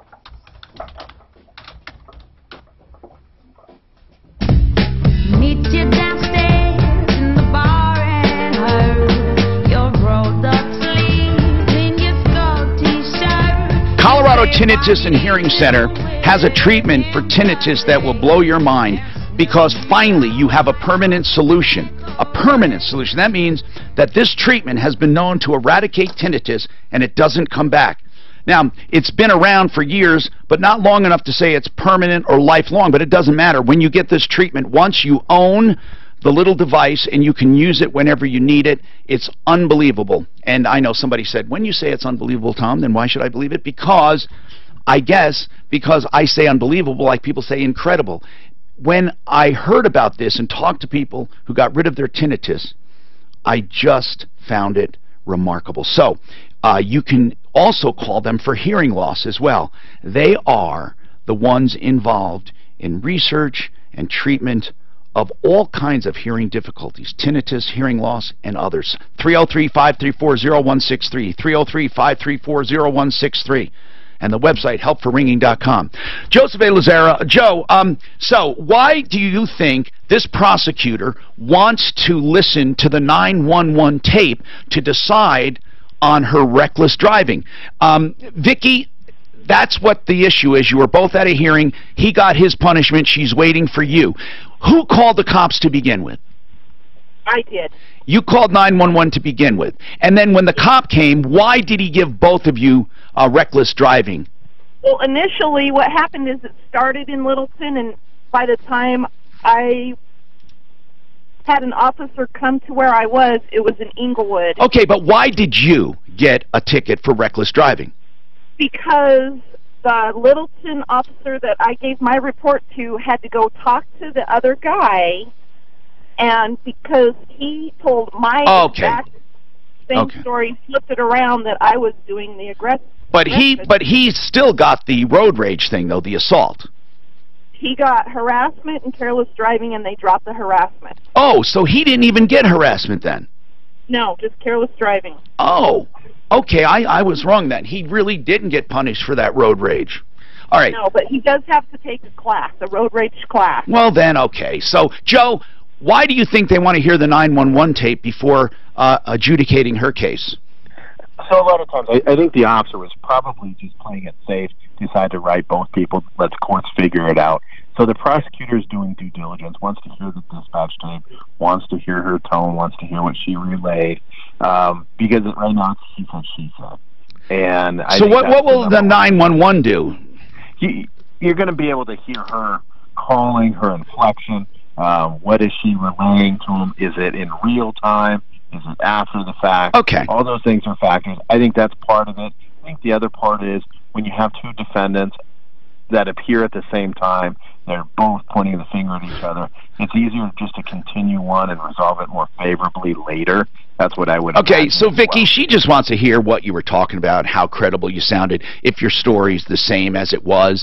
So you're just going to have to deal with it. I mean, she doesn't have to do it all in one hearing, so she postponed it. David, it's going to be the Joe Lazara show. David, you have a DUI in South Dakota? Yes. Did you just get it? In June. And was it all done? Is it all done? You were convicted and everything? Yes. Okay, what was the punishment there? 10 days suspended. Like they said, level 1, which I think is level 2 here in Colorado. Why only 10 days suspension? That was a sentence. I mean. Okay. Did you get anything else? Just the 10 days, and what else? Did you pay a fine? Yes. You didn't lose your license though. So what is your question? What do I do here in Colorado? Well, first of all, what license? Is it a South Dakota license or a Colorado? Oh no, I'm here. I'm here, and so my question is. But were you visiting South Dakota at the time? Yeah, I was passing through. I see what you're saying. Okay. So what is your question? What do I do here? They said they would let DMV here know, but they haven't. I don't know what to do. But you were already punished. I mean, let them know why. It's going to be on your record. Because my license in South Dakota should have been suspended for 30 days. Yeah. So what happens, Tom? A lot of times, independent states will cause a license suspension or revocation within that state, and what they do is they post that on what's called the Interstate Compact. Other states that are member states pick up on that, and then they would cause a suspension or revocation here. Just like in Colorado, he got a DUI here, that could cause a revocation in another state. So the 10-day suspension. I need to be fingerprinted in order to take DUI classes here, which goes into the Interstate Compact. Okay, so Joe, basically, when they gave him that 10-day suspension, it's for here, and they're going to notify. 10 days prison. Oh, 10 days jail. Yeah, 10 days jail suspended, 30 days suspended. Yes. Okay. Yeah. I'm sorry. So 30 days license suspension will be in Colorado then, right, Joe? Is that how they do it in your home state? Well, it's in that state, so South Dakota. What they do is they notify the jurisdiction here, generally through the Interstate Compact. And then if that's a Colorado, do they, is that something that would cause a suspension? I was asking, can Colorado punish him for this? It could cause a revocation. Here? It could, yeah. So my question is, what do I need to do? Am I in... Nothing until you're notified. I wouldn't do anything unless you're notified. Yeah, it's up to them. Department of Motor Vehicles. It's up to them to do it. So is it possible, though? Is it possible, Joe, that this guy could lose his license in Colorado, even if South Dakota figures he paid his debt? Oh, absolutely. Yeah. I know that. So, I mean, so like in Colorado, you have your initial express consent hearing, your initial license revocation hearing. They could cause a revocation here. You're a California resident. Like, say you refuse a chemical test here, that's a year revocation. You're a California resident. That's sent to California as part of the Interstate Compact. That would cause a year revocation in California. You then would have the opportunity, if California's revocation is shorter, to have a hearing and potentially get your license back earlier, but it would cause a revocation in the other jurisdiction. All right, so do you have any more questions, David? So what should I do? He said nothing. He said wait. And Get your classes, get all your classes, get all that done, send it off, make sure that's squared away. Keep your eyes open from something from the Department of Revenue. Were you ordered to take a class, David? Yes. Okay, then do it, and just wait to be notified. Thank Hey, you. Joe, have you ever heard about it falling through the cracks? All rock. Yes. Yeah. I have too. Even Colorado cases have fallen through the cracks. Were they never contacted again? We have there are cases that are pending where it's not getting to DMV, or DMV is somehow losing it or failing to act within the required time frame. Joe Lazzara, by the way, 303-429-6200. He's a criminal defense attorney at referralist.com. Speaking of drinking, by the way, if you have a drinking problem, alcoholism, or any substance abuse, Raleigh House is a very special sponsor. Let me tell you how special. We got together to put up a special number for people who have addiction in their lives. Now, if you're an addict, directly call. But this is more designed for the loved ones, people who have an addict in their life, and they want someone to help them out. They want to know how to approach the addict, what to say, how to talk to them. And it's different whether it's a brother, sister, aunt, uncle, whatever. And they will give you hints, and they will give you suggestions. They will also answer any questions you have about treatment, even if you don't intend to go to the Raleigh House. They still will talk to you and answer all of your questions about the medical approach they do, about the behavioral approach, about all of the options that you have as a friend or a relative of someone with an addiction.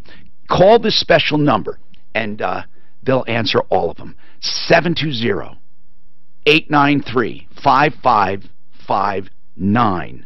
We've had a great response to this number. People are very happy and have given me many positive reviews that they were able to get these difficult questions answered. And know this for sure, it will never go away on its own. 720-893-5559.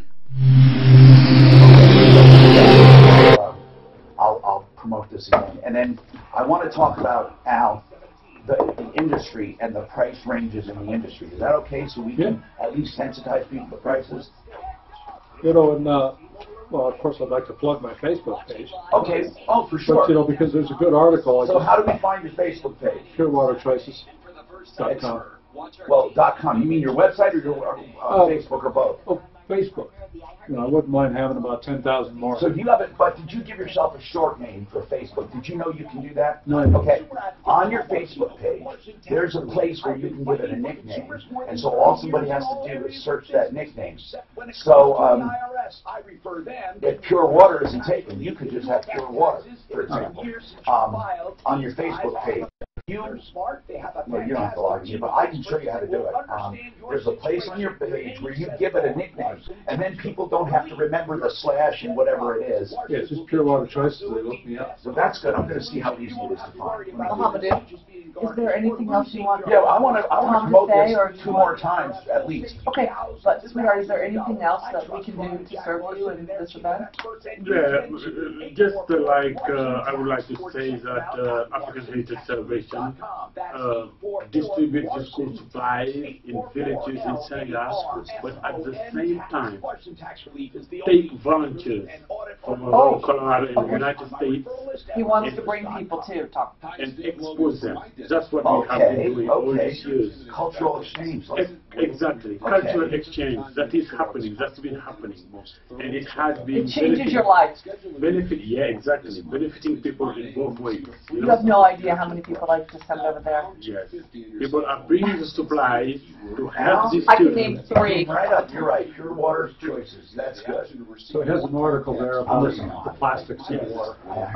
So people are taking these supplies, you know, to help these children and stay in the village, you know, build a solidarity and an understanding of the village way of living, and come back with a different perspective, you know, in life. I can name 3 people off the top of my head I'd like to send there with the one-way ticket.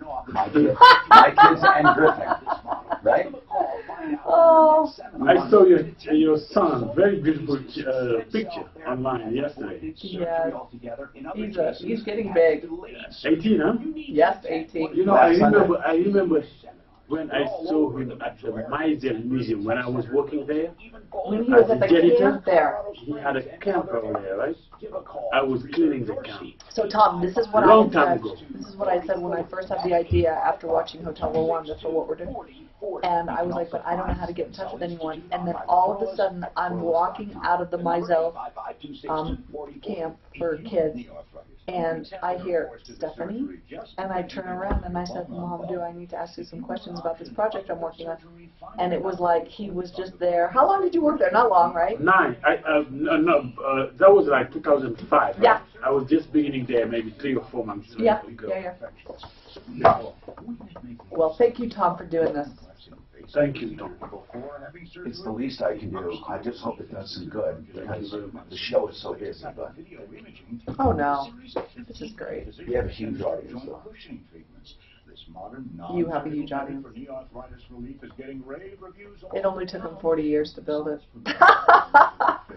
Oh. No, but Tom, seriously, later I want to go on there and type in these different things and let you see what people stumble and fumble to try to watch you live on. And there's weird things that say click here to watch, and it's a tape. Hey, Mark. What is up? Here, you can have this. No, I know, but just be over there near him. We need to get your heads up. Or sit here and you can share this mic. Yeah, I don't remember, back off a little on the mic because he's... Yeah, no. Just after the event. How are you? Good. So... Yeah, I guess I was too loud on the mic. You were too loud? I don't believe it. He was too soft, I was too loud, and they were having a hard time modulating between the two of us. So they gave me my own. Mom is a very soft-spoken man. Al, how's the water biz, man? Hey, it's flowing. Good. That's good.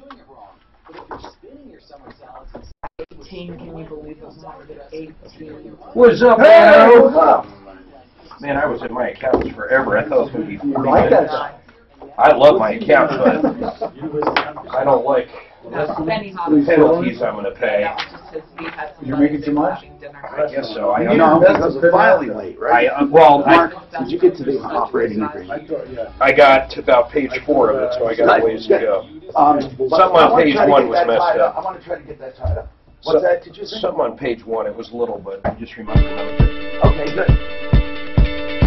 When I was 6 years old, I broke my leg. Hi, Tom Martino, your troubleshooter. 303-713-TALK, 713-8255.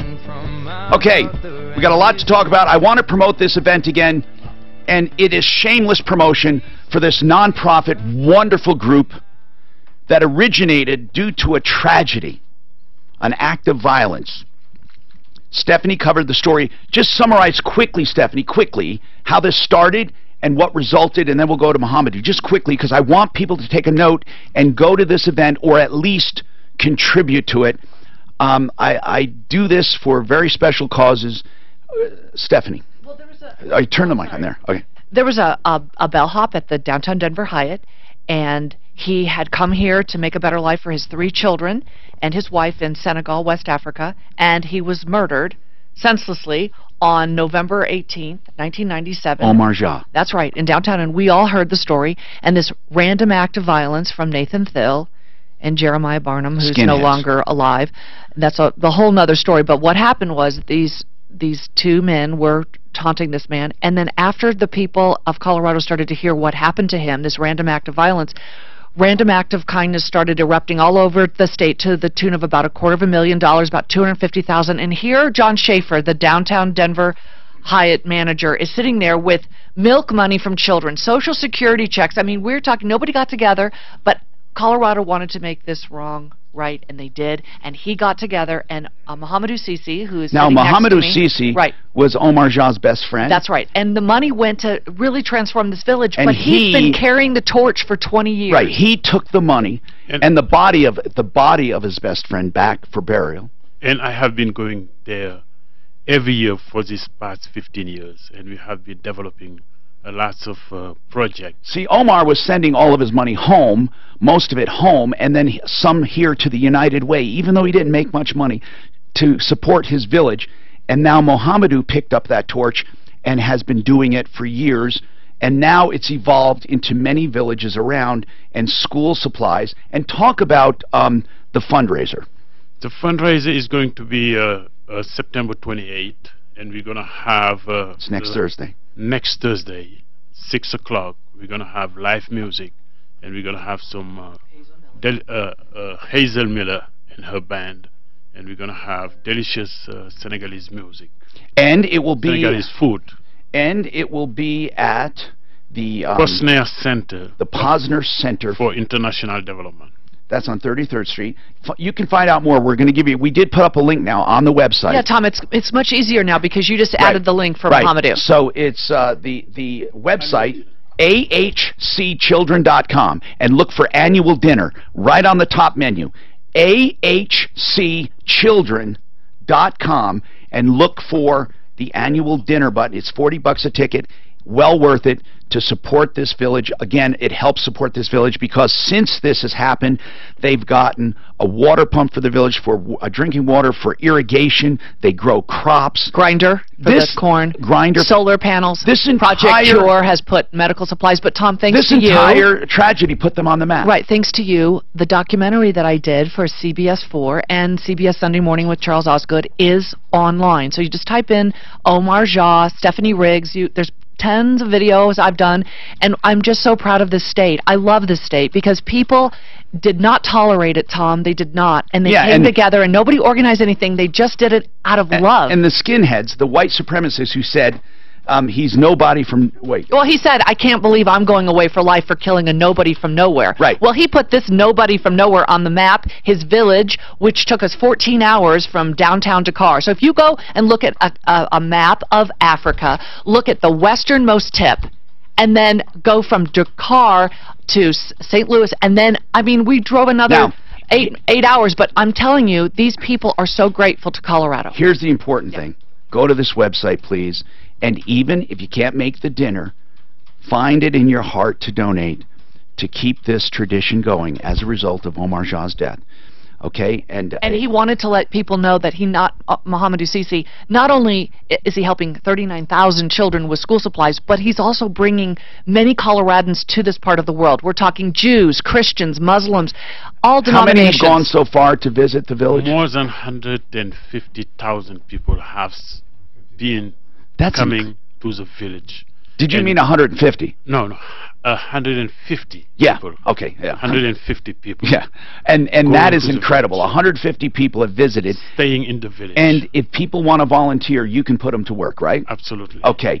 The website, ahcchildren.com. And it's a life-changing experience. hcchildren.com.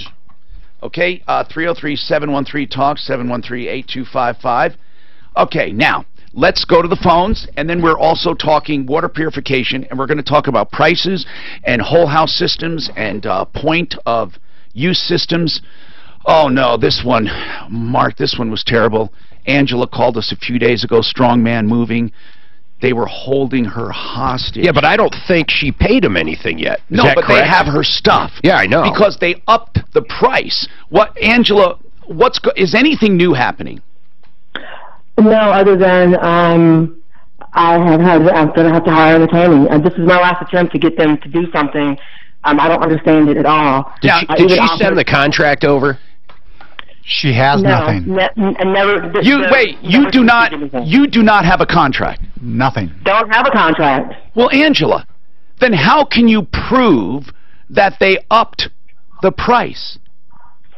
They sent over an invoice. Do you have it? I have the doctored invoice, yes, sir. What do you mean the doctored invoice? The invoice that I signed for 6 hours at $85 an hour is a total of $645. I signed my signature to that. When I asked for a copy of that invoice because I could not pay that day because they had taken my debit card and said they didn't know what they did with it, that's how they were able to. So wait a minute. You never got a copy of the one you signed? No, sir. And the only one you have, you said was doctored. Yes. How do we prove that? If you hire an attorney, Angela, I really want to help you. I don't doubt anything about your story at all. I don't doubt anything. But how do I help someone who doesn't even have a shred of evidence? How, even if you hire an attorney, what are they going to do? These guys are holding your stuff, and they're going to say, we want to be paid. How much do they want to be paid? $1,985. All right, $1,985 for a move from where to where? From Denver Tech Center to downtown Denver. Okay, that sounds crazy, but okay. And you're going to say it should only be $645. Now, I got to tell you, from my moving experiences, $645 sounds impossible. I did some short local moves, and they're usually hovering around $1,200 to $1,500, maybe $1,600. I don't know. I mean... And the original thing was probably just an estimate is what they're going to say. Well, it doesn't even matter. They can say she knew it was going to be $2,000 from the beginning. Yeah. They can say anything they want. To me, I've gotten to a point where I have went ahead and offered them before I even called your station the $1,985, and they won't even respond to that. Oh, my God. I see, Angela, I was going to say that you pay them what they want, and then we figure out a way to nail them. But I got to tell you, these guys so far, well, at least... did we call, Suzanne? What is our status on our side? What did we do? Yeah, Dan called and their number doesn't work anymore. Well, no, you're right. It just goes to either no voicemail. So basically, we can't even get a hold of them. Right. All right. What is their address? Maybe we have a deputy stop by. There's no address on their one single page website. There's no address on their credit. So you don't even know where they are. No, but I have gotten in contact with an attorney that has pulled up the Better Business Bureau because they've had so many allegations against them that does know where they are, and I'm trying to give them one more opportunity. All right, give me their address. I don't know what else I can do. Please, listen, I feel for you, Angela. I really do. And I know what you were doing. You were thinking, this is not a big deal. I'm going to pay a couple guys in a truck, and we're going to move. And then you figured it's not going to be a big deal. You didn't realize you were going to be held hostage. The moving industry... that's what it's all about, holding people hostage. They give one price, grab the stuff, then give another price. It happens all the time. So I don't doubt your story. The problem is people let it happen. You have nothing in writing. For God's sakes, you don't even have an address. People, get basic information. Basic information. I know we've become a society that does everything casually. I mean, everything. But we have to be more formalized. If somebody wants money up front, if somebody wants to be paid, find out who they are, where they are, get a copy of their license, get something you can identify them with. And then make them sign something that goes along with their promises. Right now, everyone who calls here, not everyone, but most people who call here have let themselves be screwed. They have put themselves up as a victim. And then they call us trying to get untied. So we would love the address. I would love to have somebody stop by and just say, look, get in touch with us. This woman wants to pay. Here's the problem. These scumbags will probably keep adding every single day to that price. Every single day. Let's talk about Flexident, because I need to change the subject or I'm going to burst my brain into pieces. Flexident is a place to get your car fixed after hail damage or any kind of damage where the paint is not involved. Meaning, if that paint has not chipped or cracked, if it's simply a ding, and it could be from a parking lot or from a hailstorm, you can get it fixed. And I'll tell you what, you will never know it happened because they have this almost magic way of doing it. It's a great way of doing it. It's called paintless dent repair, and PDR has been around for years, but these guys have been around the longest. They've been around in town and have been doing this cumulatively probably more than 100 years among them. So what I urge you to do is give them a call. They can get you right in and get you fixed up and get you out within a few days. And ordinary body shops can't do that. Never accept the drill and fill methods with the Bondo. Flexident is the way to go. It does not devalue your car at all. 303-619-6273. 303-619-6273.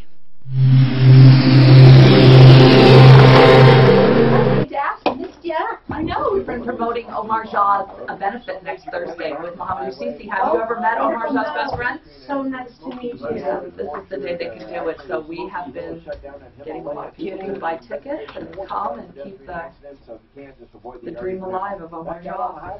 Nice. I saw your supplements. You want a comment from Comcast? Because I had a message from them. Well, they're working on the 2, and she said, is this related to the 2? But this is a whole new one. So it's a whole new one. I'm going to see if she can come on, but the message she left was from her cell phone. She's not in the office this week. Is this the woman I gave you a long time ago? This is Leslie Oliver. She's just our angel. She's like on good. it every That is time. great. But her cell phone I just want to connection's not find good, out. but I'll see if she can. I want to find out in general, why is Comcast having such trouble? Okay. Probably can't get contractors. BioT, the gal, the office manager, called me from that office, so I'm going to call her right now and find out. It's not what is BioT. done. I know, the office. The And I knew you doctor's would know what I office. meant when I said BioT. Hi, I want to share Mark. something. Would you totally be upset with me? I thought BioT was good. No, she was depending on you. Oh, you took it? Did you? Jared. Times, yeah. No, I'm not on it now. What did it help you? But I'm going to Hawaii. Energy, that's too much sex. According to my wife. So the energy and... Too much energy. Did it help you sleep? Yeah. It's everything you said it was. Really? Yeah. How much did it cost you? Into it, and I got We went to a doctor in Castle Rock. It was, you got a blood test. It was maybe $400 or $500, $600. Okay, I got 3 versions of this. It's like $100. Of what? 110 or so. And they adjusted to how many pellets you're going to get. How many do you do? 3 or 3 a year? 2. Oh, you can do 2? This is That's 2. and I have 1 sessions. Right. Yeah. So that's pretty cool. But I Stretch stretch on on 4. This is Just just short one. Because I'm that way. This is the letterhead stuff. You know, fine for a few months. Could you tell when it was going down? Just a quick When Not really. So there's, you know how different versions. That's how I know you can stretch it. You know, when you wake I like the up. letterhead. Everyone loves these. Yeah, they're all pretty cool.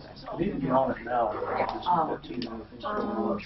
And we can use them however we want. I mean, we can use this one as, whatever you want to use for the app. But I think that see with the first is going to be like our, that's going to be what I want people to see. And then for the home services, I want its own little identity and then the other one. So I don't know, it's pretty cool to talk to them, because I have all my uncles and dads. Just go eat there, just come back. I have no, I like it. It's no problem with me. Oh, yeah. I'm just trying to balance. She's going to work all morning. No, but she was saying. I have a lot of days off. So, so much to listen to me. I know, I'm gonna be, all right, so that's what I'll do. Okay, perfect. And I'll think about maybe seeing if somebody, think about someone that you think would have a heart for Africa. Well, I have a friend that goes there all the time. Okay. Susan Holler and that's the African Children's Choir. You never thought of her? I did think of her, but she said that she's going to Rwanda and she's trying to get her ducks in a row to do that. She is. Well, she is going, yeah. And last week she's like, it's all just. I know. Bringing in all kinds of new people. I don't want to. She's really stressed out. Yeah. So what is this guy about Ron Williams? Was it Andrew? So the Apple Watch lasts about half a day better. No, That's what it says. that's not good. I mean, I'd be so pissed. What's that? What he's on there? The Apple Watch that has built-in cellular. Yes. The battery lasts half a day. And, So tell me about this watch. It's got its own little SIM Then it's a card. cell phone. Yeah, but only lasts half a day. Yeah, but why? What I mean is, does it share your phone number or what? No. It's separate altogether. Yeah. yeah, Then to me, it sounds like you could get that and no phone. In other words, that could be your phone, right? yeah. Guess so. All right, sweetie, I'll let you know. Okay. You couldn't do. I mean, how do you text on a watch? I guess you can talk. 30 KO.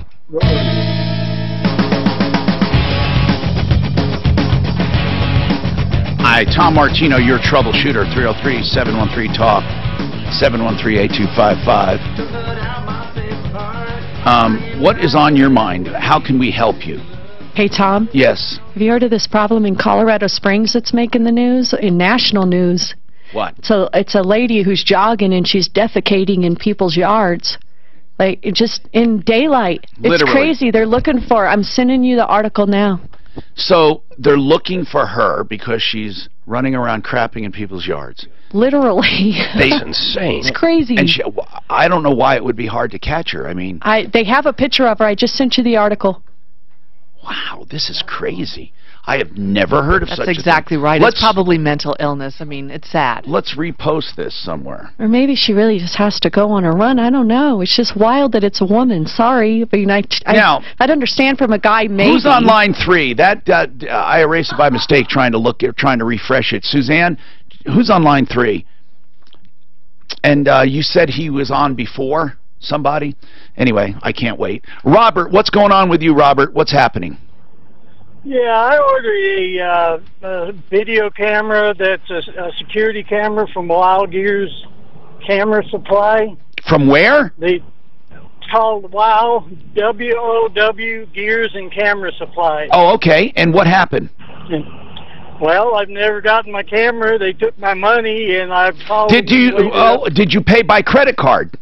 Yes. Well, that's good news. Just undo it. It's done. I mean, credit card, that's the beauty of credit cards. When people say never have a credit card, they're crazy. Credit cards are tools. This is one prime example of where you can... How long ago did you pay? July 20th. Well, you're just contest the charge on your credit card. Who issued your credit card? It's through public finance. Okay. Is it a debit or is it a credit? It's credit. Good. Listen, man, this is good for you. Do you know how to contest a charge? No. Okay. It's not that difficult. You're going to have to find out, seriously, or you're going to have to call your bank or somebody to help you. But you got to do it. Robert, to try to go after an online, nameless, faceless owner somewhere in somebody's basement. I mean, websites... There are a billion websites, okay? We're never going to go after someone and do anything like that. The easiest thing to do is simply cancel the order. That's it. And then go with someone with great reviews. I wish it was, I could do more for you, but it's not even worth the time for a $34.99 camera. Just cancel the order. Leslie, what's going on with you? Leslie? Yes, I'm here. What's going on? Well, I've been having problems off and on throughout the summer with State Farm. That's good, because that'll teach you to cancel them and get a good company. Yes. Yeah, good. Well, and that's another reason why I called. I need a referral from you for my condo and my auto. I used to have a scooter. It was stolen June 28th. Well, let me help you with this problem. Is it a claim you're not being paid on? Right. All right, you hold on, and we'll talk to you, and we'll get our insurance experts on to speak about how to light a fire under an insurance company, and then I'll have some recommendations for you that will save you money, guaranteed. I'm Tom Martino. More to come on the Troubleshooter Network. Company's insurance for that one. Okay, I'm going to go to the restroom. And then... You think we're good? I want to do it one more time. Oh, you do? Okay, you don't have to be here. We don't care, do we? Yes. As long as you make it quick. Hang on. One more time. We've been hitting it hard. Yes, we tried. No, I think we need to tell that one. What's her name? The one that says I'm worried. Al. Who's the one that's always worried about can you name names as far as competition if I talk about some of the strengths or approaches? Or would you just kind of give identifying group people? Or identify... I don't want to... I literally want to come out talk, and I'll tell you all the different approaches out here that people can watch out for. He's got 3 kids. You do have a water for it. Oh, good. I'll take that. No, we ended up making we made a car payment or 2 for him. I'll make sure that guy. Oh no, this different guy. What happened? This guy, he's got 6 kids, 3 that he lives with them. No, but he needs a car, and Tom was talking about it. Oh, his wife had a hit and run, that's what it was. Fox News Radio. So he needs a car, and he can't find a guy. We looked up his license plate. Oh, and he lived out in the middle of Yes. By that bar I went and looked at. Yes. I thought Daphne was calling the cops and they were going to do something on that. Well, so far they haven't got it, but he needs a car. You think we should give him that one from Sheridan? That's been sitting there for months now. I don't know. I don't know if we should or shouldn't. We got to check him out. We got to make sure he can drive a stick. That's a good one. I forgot about that. You're right. Stranger things have happened. The president meeting with the Palestinian president Mahmoud Abbas today, also holding talks this morning with Jordan's King Abdullah. There's lunch with African leaders. Then this afternoon, talks with the leaders of Egypt and Great Britain. Fox News. We report. You decide. This report is brought to you by your local Ford store. Sunny today with a high of 82. Tonight mostly clear and a low of 53. Tomorrow sunny with a high near 87. Friday mostly sunny, a little cooler with a high of 81. All-wheel drive isn't all you get with a new Ford SUV. You'll find all the safety and tech you need and the quality you deserve. It's all behind the wheel of a Ford SUV. So you're looking at any stocks? Or they market's pretty quiet. Yeah, it's almost nil. With new windows, new siding, a new sunroof. This fall, you Almost nil. No, I'm not looking at anything. I did, but there's nothing I like. I haven't bought. I mean, I cashed out after that last one. I haven't done anything. So party. Yeah. What kind of food are they going to have? You said Senegal food? Yeah. What is that like? You know, it's a lot of vegetable. In Senegal, we eat a lot of vegetable and fish, but this time it's going to be steamed rice, and a sauce made out of onion and lemon juice and season. Gotcha. Like a jambalaya? Something like that. A little fish in there? So very delicious. No fish. No fish? No fish. Okay. Hey, when they put the pump in, is that water from the river good enough to drink? No, but to irrigate the fields, you know, and keep the agriculture, you know, the villages, they have Croy, family Croy, where they can get water from the river through the pump and irrigate the fields and get to grow crops all year round. So where do you say they get the drinking water from? The drinking water comes from wells. And also what do you call, how do you call it, a tower, water tower? That use a pump. Yeah. That pump, you know, You're up. And I'm feeling down, and I do appreciate. Hi, Tom Martino here. Welcome to the show. 303-713-TALK, 303-713-8255. We got a lot to talk about, including water softening, conditioning, filtration, and purification. And then I have a very curious question. Mark has been very silent. I'm wondering why. You just aren't feisty today. I was at my accountant's for 2.5 hours. You look a little subdued. Are you upset? I got knocked in my head. Uh-oh. The estimated payments I made aren't close to what I was supposed to make, and then if you add on... You don't have to pay penalty, do you? Yes, of course. Oh, my God. So I just, it sucks. It sucks. So, when I say the top 5 worst companies for insurance, and by the way, our number, 303-713-TALK, I will get to all of you. If you're on the line, stay on the line. And we have our special guest, Al Vandenheuvel from Pure Water Choices, and you can find him on Facebook, a great Facebook page with a lot of information. Now, this is one of the guests we have that truly affects us more than anyone, if you think about it. Well, insurance does too, when we have Compass Insurance on. But this guy, if you think about it, water, whether we're drinking it or we're bathing in it or using it, it means something important to all of us. So we're going to have some real information about water, not hyped up sales gimmicks that you're going to see at your door. So hold on, please. But the top 5 bad companies, State Farm is one of them, Allstate, my God. What other ones? Allstate, State Farm, American Family, I'm sorry. I usually memorize all these things. And then Fred Loya, and who's the 5th one? Help me out, guys. Like I said, Allstate, State Farm. Oh, Farmers. Farmers. Now I got it. I think I'm losing it here. Okay, so Fred Loya is probably the worst when it comes to car insurance, but they're all pretty bad. The top 5 to avoid, and Leslie is living proof. She's got a problem with State Farm. And by the way, they're all captive agents, which means they can't sell anything else, so it is impossible to get a better deal. Literally impossible. Leslie, you have a problem. What is it? Just get right to the problem.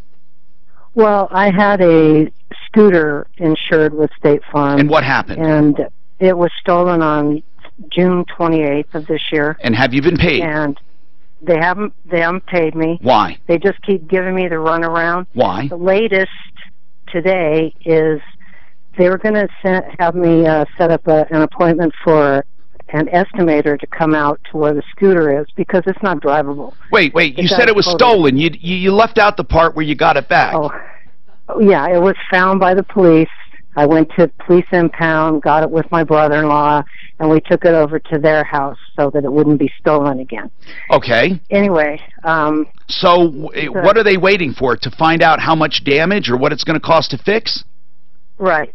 The latest, they wanted me, I'm off this week, and they wanted to set up an appointment to get an estimator to go out to where the scooter is. But so far, that's not unusual. So far, I'm not hearing anything, even though I don't like State Farm, I'm not hearing what they did wrong. Well, the latest is they left a message while I was talking to another claims person stating that they don't do that for scooters. They don't send someone out, and that I'd have to take it in to... That's somewhat normal, though. I mean, I'm not getting Leslie, it either. Leslie, all they want to do is assess the damage. Where is the problem? And trust me when I tell you, I want to find a problem. What is the problem?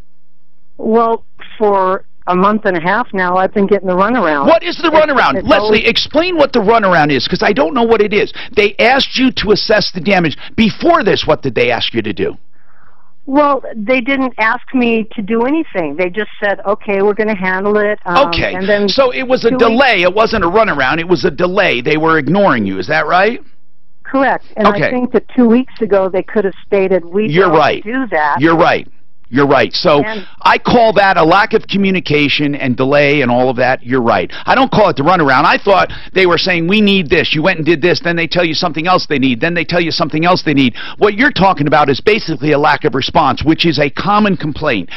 Many of these companies, what they do is the first rule is to ignore and hope it goes away. So that's what insurance, that's the first thing to do, ignore. The second thing is you send an adjuster or somebody out and then delay getting back to them, delay follow-up, hoping it goes away. The third thing to do is to lowball, completely lowball, and hope that they take it. And then the fourth thing to do is to ignore again. So, I mean, insurance companies, first of all, I hate insurance companies. I absolutely hate them.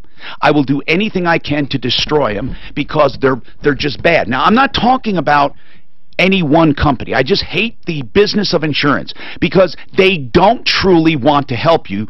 They are a necessary evil, and we need it, but on the pay end, their client are the stockholders, okay? Those are the clients, not the people who own insurance. Their goal is to try to pay out the least amount possible and invest to make the most. And a lot of people say, well, that's normal.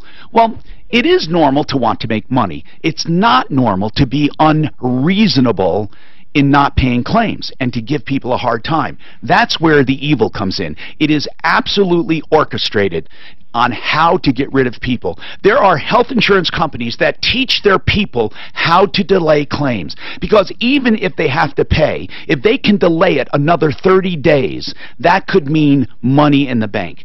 It's that evil. Now, I'm going to talk to Compass Insurance Group. They're brokers, and I don't expect him to chime in and share my thoughts because he represents 25 insurance companies. And the good thing about brokers is they can find the best deals. They're not captive to one company. But I'm asking, and I don't know who's on right now because this call screener's not working. Okay, it's Brian. So Brian with Compass Insurance Group. Brian, if you could talk to me about what to do with State Farm to begin with when it comes to evaluation. Is this a tactic or does it sound normal to you? No, I would tell you that I would guess 95% of the problems that we deal with when it comes to claims like this is a communication error. Yeah. And so it sounds... You call it an error. I call it, it's absolutely orchestrated. Intentional. Yeah. But yeah, I would say that it's a communication issue one way or another. So. All right. I think what your advice to her is, yeah, I mean, I would, as she knows now, if she needs to bring it in or whatever, just get it done and get it taken care of. But if it goes further than that, if it becomes a problem where they're not paying out what she thinks is supposed to be or those kind of things, then, I'd be happy to help in any way we can if that happens. How do you light a fire under a company? You say things like bad faith, right? They hate that. Yeah, insurance. Yeah, exactly. If you say to them, Leslie, if you say to them, Leslie, I am considering truly now, even though it's a small issue, it's a bigger issue when it comes to bad faith, and I'm thinking of suing you for bad faith. Literally, you say those words, it will mean something almost immediately. You don't think it does, but it does, because they don't want someone crazy enough to bring a bad faith suit. But Leslie, other than they delayed in telling you this, what can you not do? I mean, you can get this evaluated, right? Well, yes, it's going to mean loading it up into my brother-in-law's small truck again. Right. And, it's 150 cc's. It's not a small little 50 cc scooter. And it was just kind of nerve-wracking bringing it from Did you want an adjuster to come to you? I was going to ask you if there are any available to do that. Brian, that would just be great. She can't just hire anyone to come out and look at that, can she? I mean, No, I mean, and she could talk to the claim adjuster of what they would allow, but I would say, I mean, have you had it evaluated anywhere? Do you know what damage is there? Oh, I only know visually what damage is done. Let me ask you another question. Do they want you to bring it to? Do they want you to take it somewhere specific? No. How much is this thing worth? If it was in regular shape. If it was in great shape, maybe $1,000. Oh my God! It was a 2008, but it was in storage. They're probably going to total it. Oh my goodness! It's a 2008. I thought you're talking about one of these new little fancy scooters. This is a 2008 150 cc. What make is this? It's probably some Chinese brand. It's something I can't even pronounce. It's TAIZHOU. These things are a dime a dozen on Craigslist, man. Hold on. You know what? Sure. You're going to be really pissed off now because you think you were upset with the delay. Wait till you find out how much they're going to pay you. You know what? Oh. What kind of insurance is this anyway? This is comprehensive that would do the damage after theft? That would be comprehensive, yes. Is there generally a deductible on that? Yep. What is your deductible, dear? My deductible is $250 on that. Well, guess what?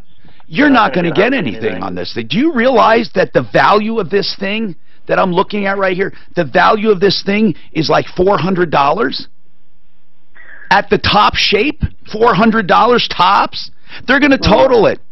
I mean, I didn't realize, and I'm sorry, Brian, thank you for all your advice, by the way. And I'm not saying, Leslie, that we don't want to help you, but truly, even if we help you 100%, you're going to end up with maybe $100 after your deductible. Mm-hmm. Maybe $100. Do you realize how much work you're going through for $100? Well, it's been more of a pain than anything, and I wish I had just left it at the impound lot. Well, you probably should have. I'm sorry to say that, really, truly sorry to say that, because this is not worth doing. I mean, if you need to find somewhere to take it, and just take it. I don't know what else to tell you. I don't think we should invest a lot of time for $100. And that's if you get $100. They're saying, $400 was something in like perfect condition. Sell it for parts on the internet. Parts? That's a good idea. That's a really good idea. Actually, it might be a good idea, though. Anyway, let's keep going. We have Alberto with a whirlpool problem. Go ahead, Alberto. What's happening? Hi, Tom. How you doing? Good. What's going on? Well, we bought a Whirlpool double oven for our house, and I believe it was March of this year. Yeah. And this, so we call Lowe's, and it's more of a manufacturer issue. So there's a feature on there that's a self-cleaning feature on the Whirlpool double ovens. and my wife used it once, and it burned out the fuse, so the technician came out and pulled out the oven and put a new fuse in there. All right, so what's the deal? What's the problem? So we did it again. We used it. She used both ovens, and it burned again. It burned out the fuse. Huh. And we were out without Wait, an oven this for just, almost how old is this Whirlpool? Oh, we just bought it in March. Oh. Yeah, we just bought it in March a few months ago. Okay, so I was going to ask if this suddenly happened. Yes, it did, and it's new. So what are they going to do about it? I mean, this is ridiculous. Well, yeah, and that's my point. So we called them, and they said that it does have a self-cleaning unit on there, but we really can't use it because it has to do something with the altitude here in Colorado. When you use it, it burns out the fuses. Well, I wonder why it doesn't burn out every other oven in Colorado. Wait a minute. What make did you say this was? It's a Whirlpool, but yes. I don't remember what make it is because I'm not home right now. But well, it's a Whirlpool. But Alberto, this doesn't make sense to me. It just doesn't make sense. They told you that because of our altitude, you can't use it. Exactly. You can use one oven at a time, but you can't use both. Well, no, he can't clean them. He can't put it in the clean mode. You can't wait. You can't clean both at the same time? Either one. Even if you clean one, it'll burn out the fuse even on one of them. We got to call them. Just hold on. You know what? We just need to get right through to the corporation. There's no reason exploring this any longer. If that's what they're telling you. Alberto, did they say they would take them back for you? No, because the technician came last week, and he says, please do not use the self-cleaning mode because it's going to happen. Oh, that's ridiculous. I'm finding stuff on it. It is a real problem. Okay, Alberto, we're going to call Whirlpool, but will you be satisfied with just being able to return them and getting something else? That's exactly what I wanted. Where'd you buy them? Where'd you buy them? Lowe's, but Lowe's won't do it because we don't have an extended warranty on Lowe's. But there's still an extended warranty on the manufacturer. Yeah, they're going to make them deal with the man. Yeah, we'll deal with the manufacturer. Just hold on. We got a lot coming up, and we're going to talk tricks at the door and pricing and all of that when it comes to water filtration and conditioning coming up. We have Al Vandenhoevel with Pure Water Choices, and if you go to Facebook, you can find just type in Pure Water Choices. He comes right up. Ideal Home Loans. For your next Ideal Home Loan, you hear me say this because Ideal is the place to go if you're looking for a home loan. Ideal has something that I like to say is, well, it's customized, and here's what I mean. If you get approval, what they're going to do is go a step further and do what's called credit optimization. That means that they take your credit and tell you how to manipulate it legally, ethically, and quickly to get a higher score. They have a credit department that helps you do this. The reason I emphasize this so much is even though you're improved, you can actually go further to get better pricing that over the long run can save you thousands and thousands of dollars. In one case, a guy simply had to pay down a card by $20 to get him into the next scoring bracket. Another guy had to correct his address because it showed that he wasn't there for 2 years. It is astounding what Ideal Home Loans can do for you with their credit department. They also have the interest rate guarantee, and that is phenomenal. If you refinance or buy and rates go down, they will do it again free of charge, and they'll keep doing it. IdealHomeLoans.com, 303-867-7000, 303-867-7000, or IdealHomeLoans.com. And while we're talking about Ideal and real estate and all of that, let's talk about Frank Duran, therealestateman.com. If you want to list a home, don't even think about it right now. Don't even think. Just do this. 303-920-1622. Why? Because he's simply the best. Whether it comes to buying or selling, he has stats to show he does a better job, and he can back it up. And one thing you will get is so much attention, you will think you're the only customer. Frank Duran, therealestateman.com, 303-920-1622. This report is brought to you by Experience. Travel across the highways of the metro area in pretty good shape. South of town, crash southbound I-25 near Surrey Ridge, slowing the drive on that stretch. Once you get south of there, you should be in pretty good shape. Back in town off highways, Smoky Hill and Himalaya, Crews were there. And it just seems to get more and more and more and more. How much can they jam in here before it's... Do I have any on there today? No, what were you expecting? It's not Thursday. Do me a favor and switch somebody and do Buddy today. Okay. Simply for You want me to because he'll have spots starting tomorrow during the show. Okay, hold on. So you want me to do Buddy today? If he's not on there. No, he's... Well... Hey, was Simply Floors on today at all? Yeah, okay, they start tomorrow. Okay. So do them today. Buddy. Switch them What with... is it? Oh, Art of Granite. Show him that. Show Tom that. Let's talk about Art of Granite. If you're looking for countertops, you know, he really should just call it Art of Kitchens because he does so much more than just granite. But the great thing about Art of Granite is the way he approaches things. All you have to do is call him and give him some basic measurements, maybe a photo or two, and he can give you a price that is so close, it'll only change by a few bucks. Then when you go to his showroom, if you like that price, he'll give you a specific price. He'll get this whole thing done in 1 to 4 weeks. He tears out and hauls away all the old stuff free of charge. He doesn't mark up the granite, the stone, or any of the counters. He simply makes his money on the fabrication and installation. Then he has a small markup on cabinets direct from the manufacturer. artofgranite.net.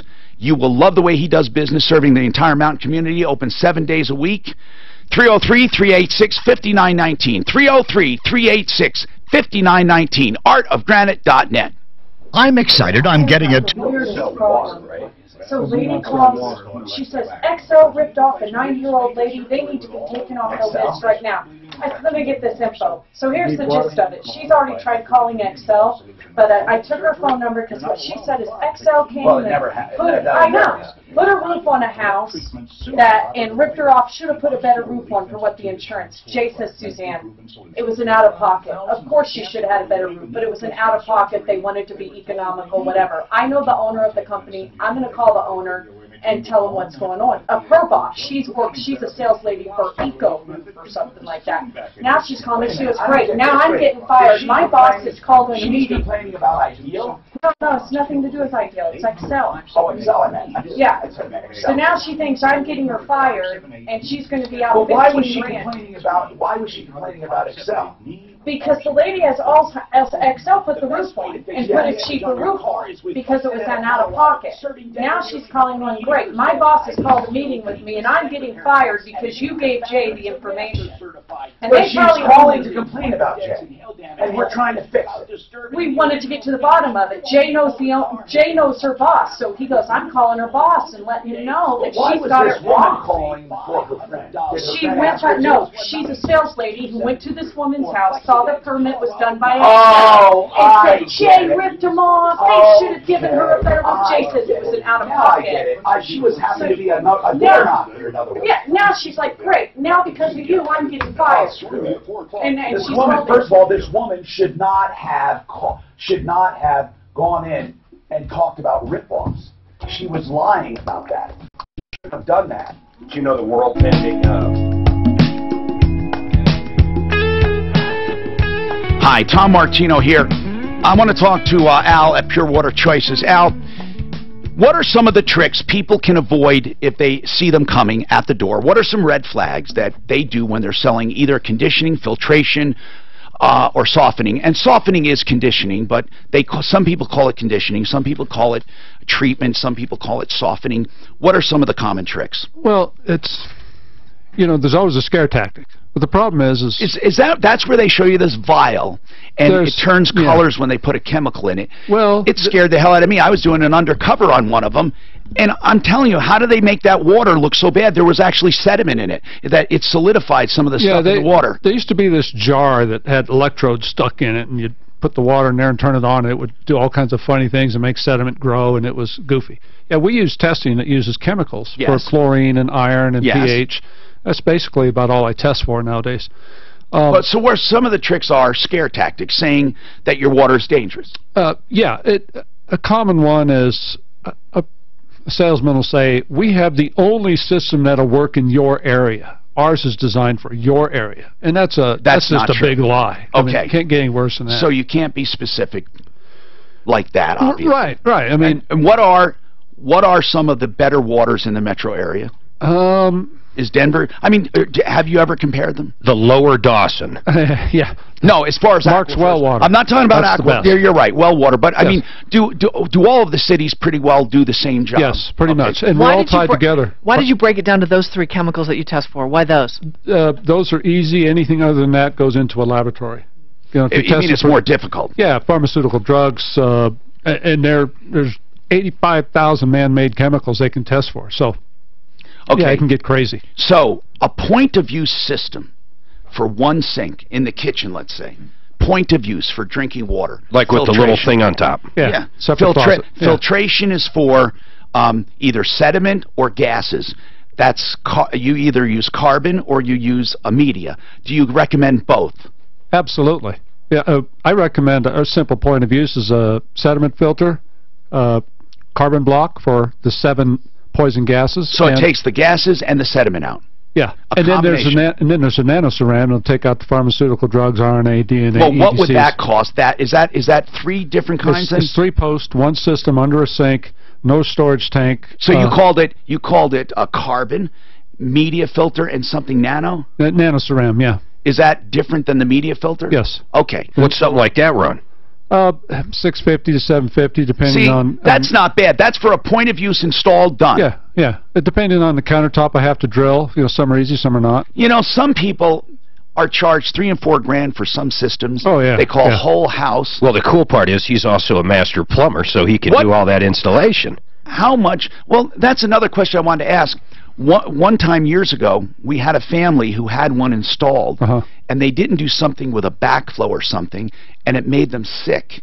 And it was a lawsuit. I mean, I remember this. This was a very big settlement because they did something that caused contamination. So that's one of the dangers if you don't have a master plumber involved. It definitely helps. In fact, the state of Colorado now requires, if you're not a plumber, you have to have an installer license. I'm wondering if it came from that lawsuit. How long ago was that done? Oh, golly, 1.5 years.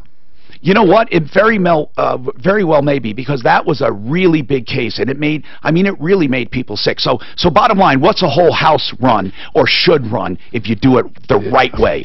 Not conditioning for softening, but for filtration. Well, when I do a whole house system, it's either going to be a softener, scale inhibitor, and carbon and so you nanoceram. will do that. In other words, you can't do just filtration. Oh no, I break it down. Well, can you break it down for me? Just filtering, and let's say we don't care about the hardness or the softness. What would a whole house filtration system be for the gases and for the sediment? Okay, so if I do, that would probably be around $2 grand. Okay, see, I don't find that bad. What if you add softening to that? How much would it be? Probably another 12.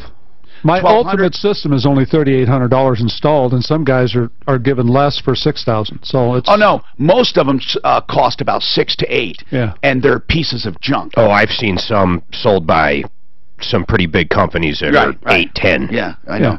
With the one when you're underwater. Yeah. And my ultimate system that includes 4 separate items installed is $3,800. So $3,800 is the Mac Daddy. Yeah. And then $2,000 would be just filtration for the whole house, and then $600 or $700 we're talking about point of use. Hey, what the filter on like our refrigerator that has a water feature? It looks like an oil filter. Yeah. What is that filter? That's a carbon. That's it. And it's not even the type of carbon that will pull out ammonia. So all the areas and all the cities, water purveyors are now adding ammonia to the water. So. Can you really taste the difference? Yes. And then what happens? What are some of the benefits of this?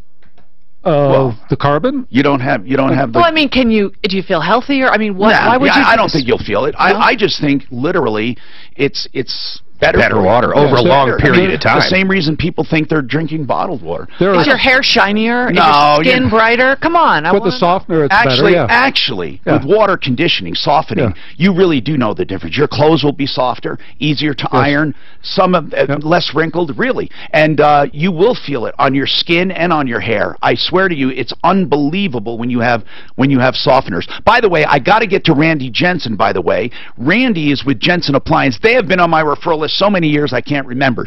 I've been dealing with these guys for so long, and he says he knows about this Whirlpool problem, which is really important, because Alberto says he bought brand new ovens, Whirlpool, and now he's told he can't even use the cleaning cycle because of our altitude. Is that true, Randy? that's true. And there's a kit to change that thermostat out so you could use it all the time, because they build that thermostat for sea level, and we're up here at a mile high. So it's making it too hot, which burns it out. Correct. And so there's a hotter thermostat for that to compensate for your altitude. So that thermostat corrects for altitude. What a brilliant idea. I never thought of that. Yeah, but how come every other oven and every other manufacturer doesn't have this problem? That's a good point. What about the other manufacturers? They all have the same problem. It's across the board. Wait a minute. You mean to tell me if we buy a normal oven somewhere, we can pretty well count on the self-cleaning option doing some harm? It doesn't do any harm. It just throws the thermostat, and you've got to go in and put a hotter thermostat. I've never seen us have that issue, but it's really common in the industry. Okay, all right. You would know, Randy. So listen, how much will Whirlpool do it? It won't cost him a dime. Tell him to call Jensen Appliance, and we'll do it free of charge. Hey, Alberto, did you hear that? Oh, he must bill Whirlpool then. That's cool. Hey, Alberto. Yeah. Yes. Did you hear this guy? You call Jensen Appliance. They're great people, and they're going to take care of it for you. So they have to change the thermostat? Is that how I understood it? Yes. That's correct. Will that solve the problem with the self-cleaning? Yes. Yes. Never have any more trouble. You see, Alberto? You'll never have any more trouble. You called with a major problem. The Troubleshooter show just solved it. Thanks to Randy, of course. That's amazing. That is amazing.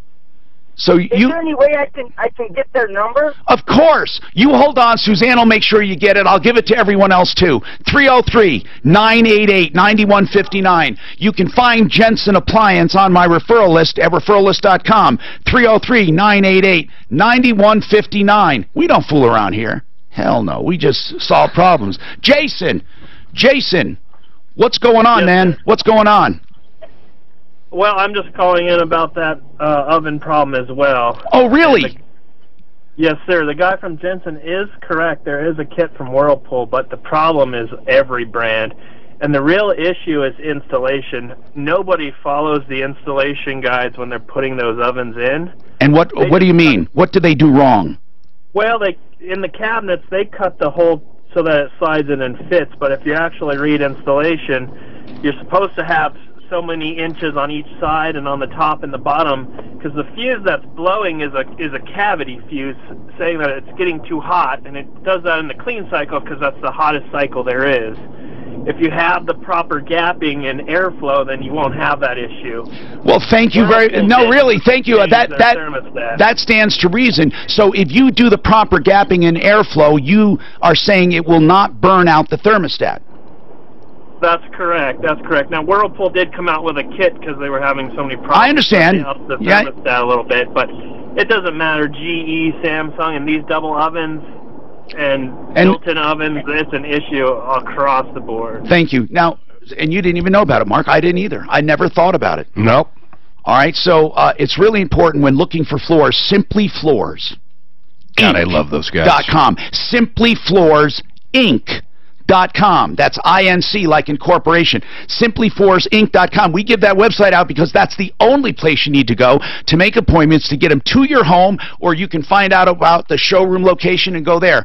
And they have all floors at 40 to 50% off retail, and I'm telling you, it's not a hoax. This thing is for real. You will get 40 to 50% savings over any of the big warehouses and any of the big suppliers, because he simply knows how to do it at Simply Floors. Buddy Mitchell literally said, I'm going to make less profit and I'm going to get more business to make up for it. Isn't that it in a nutshell? He's unbelievable. We've used him numerous times. Get your best price anywhere you want, and then schedule with SimplyFloorsInc.com.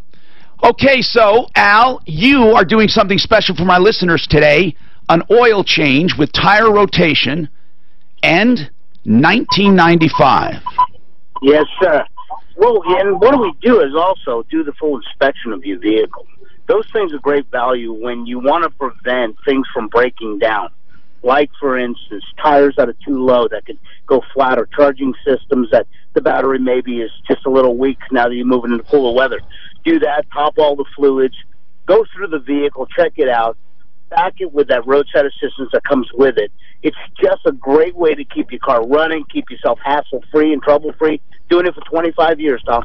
I know you have. And you have 2 locations near Evans and I-25 and near Bowles and Santa Fe. You can find out more. Just give them a call. Schedule your car. They're like your car nanny, I call them, because they keep track of everything on your car once you're in the system. And in between all of your service, you get free roadside assistance and warranties. Call for details. 303-PRO-AUTO. 303-PRO-AUTO. Pro-AUTO. The website is 303proauto.com. All right, we got a lot more to talk about. Stick around. This report is brought to you by... The Lunch Hour Drive continues to be in pretty good shape for the most part across the Mile High City Freeway system, just with the exception of westbound I-70. So we'll give it one more shot. Okay, and then I'm going to go. I got my teeth cleaned. Do you need to go now? I can do it. I mean, do you need to? Are we keeping on? It's fine. I'm right near south. Yes, Southbridge Dentistry. Along that section. Dr. Barker. Castle Pines Parkway south. I know, they do such a good job. I just wish. Nice today with What do you who? 81. Tonight clear skies. Fuller? P3. Right now, I'll do plumb line radar. I do it at the end. Okay, good, good. Announced a breach of 143 million identities. Protection. You got a better voice. Civilians who trust their identity theft protection to life. I love you, Bill. For 10% off. Fuller Law. John Fuller is a personal injury attorney, and he is in a sea of personal injury attorneys. Oh, my goodness. Some of them are sharks. You know, it's hard to stand out when you got people giving themselves big nicknames and doing all kinds of TV commercials, but I'll tell you this. What really counts is not how they look on TV or not their fancy nickname, but what they do for you. And you know what? John Fuller does the best job and does communicating with his clients on every aspect of the case. He also knows how to evaluate the case. He is not going to lie to you about being worth millions and millions, and he's not going to exaggerate, but he will go after it if it is worth it. And you know he will tell you the truth. He also is not quick to settle if he thinks you deserve more. Here's the most important thing. Never, ever, ever accept when an insurance company tells you, we'll take care of it. Don't worry about it. They want to put you off guard. I can tell you with an absolute certainty, insurance companies do not have your best interest at heart. They absolutely do not. So, if you're injured due to the negligence of someone else, I'm not saying you should jump into a lawsuit, but you should get some help. And it's all free for your initial consultation. And if he takes the case, you only pay a small percentage of the end result. John Fuller, Fuller Law. Here's the website, personalinjuryco.com. The number 303-597-4500. 303-597-4500. Look for Fuller Law on my referral list at referrallist.com. Are you worried about your mom or dad? Who is it? That's David or something like that. I got it. Just got an update from I don't know why my people that originally brought them up. They're losing their business. Literally having trouble talking to everyone. The one that the $10,000 repair shop. So is that the radio host that you're going to see? Yeah, tomorrow I am seeing somebody at KGN. He just not freezing cold, but my very first, you found them? My very first oven after our house, when we moved back in, Thanksgiving, it locked my turkey in. Uh-oh, what happened to it? Well, no, it wasn't a turkey, it was the prime rib, because you have to cook it at 500 for like 20 minutes, and then it locked it down. It ended up frying my motherboard. They replaced the temperature gauge twice. Why'd you let your mother in the oven? They fried the motherboard. They had to replace the top oven. I called them and I said, one time, and I thought somebody shot a rocket through my house. And I went down there, and the whole oven shattered. It shattered. My oven shattered everywhere, so it could have had something to do with that. I'm afraid to self-clean it now because of that. They said, what they say technically should electric or just electric? Right? You should clean them? It's electric. I'm afraid to. Self-cleaning oven shattered. Remember that, Tom? The guy said if you get a new oven, those are like made put for it you. the highest I know. So bizarre. I know. They're They very. were. When it's under warranty. That jack off, not the way they made them. No, I know, but he thinks that the way they're shaped. I mean, it's unbelievable. So Did you just get the them? wall ovens that guy was talking about, was it also? Are we going? Let me get through. Let me get to some emails here. Can you patent a website? No. You can copyright a website. You can patent the function of a website. If you developed a way to press a button and have it do something that's not being done now, or a way to implement a technology, that is patentable. So you have utility and then you have copyright. So when it comes to a website, most of the time it's copyright for the content and the layout. By the way, Trenner Law is the one to call on that. And Mark Trenner will answer questions. Initial consultations always free. 720-221-3708.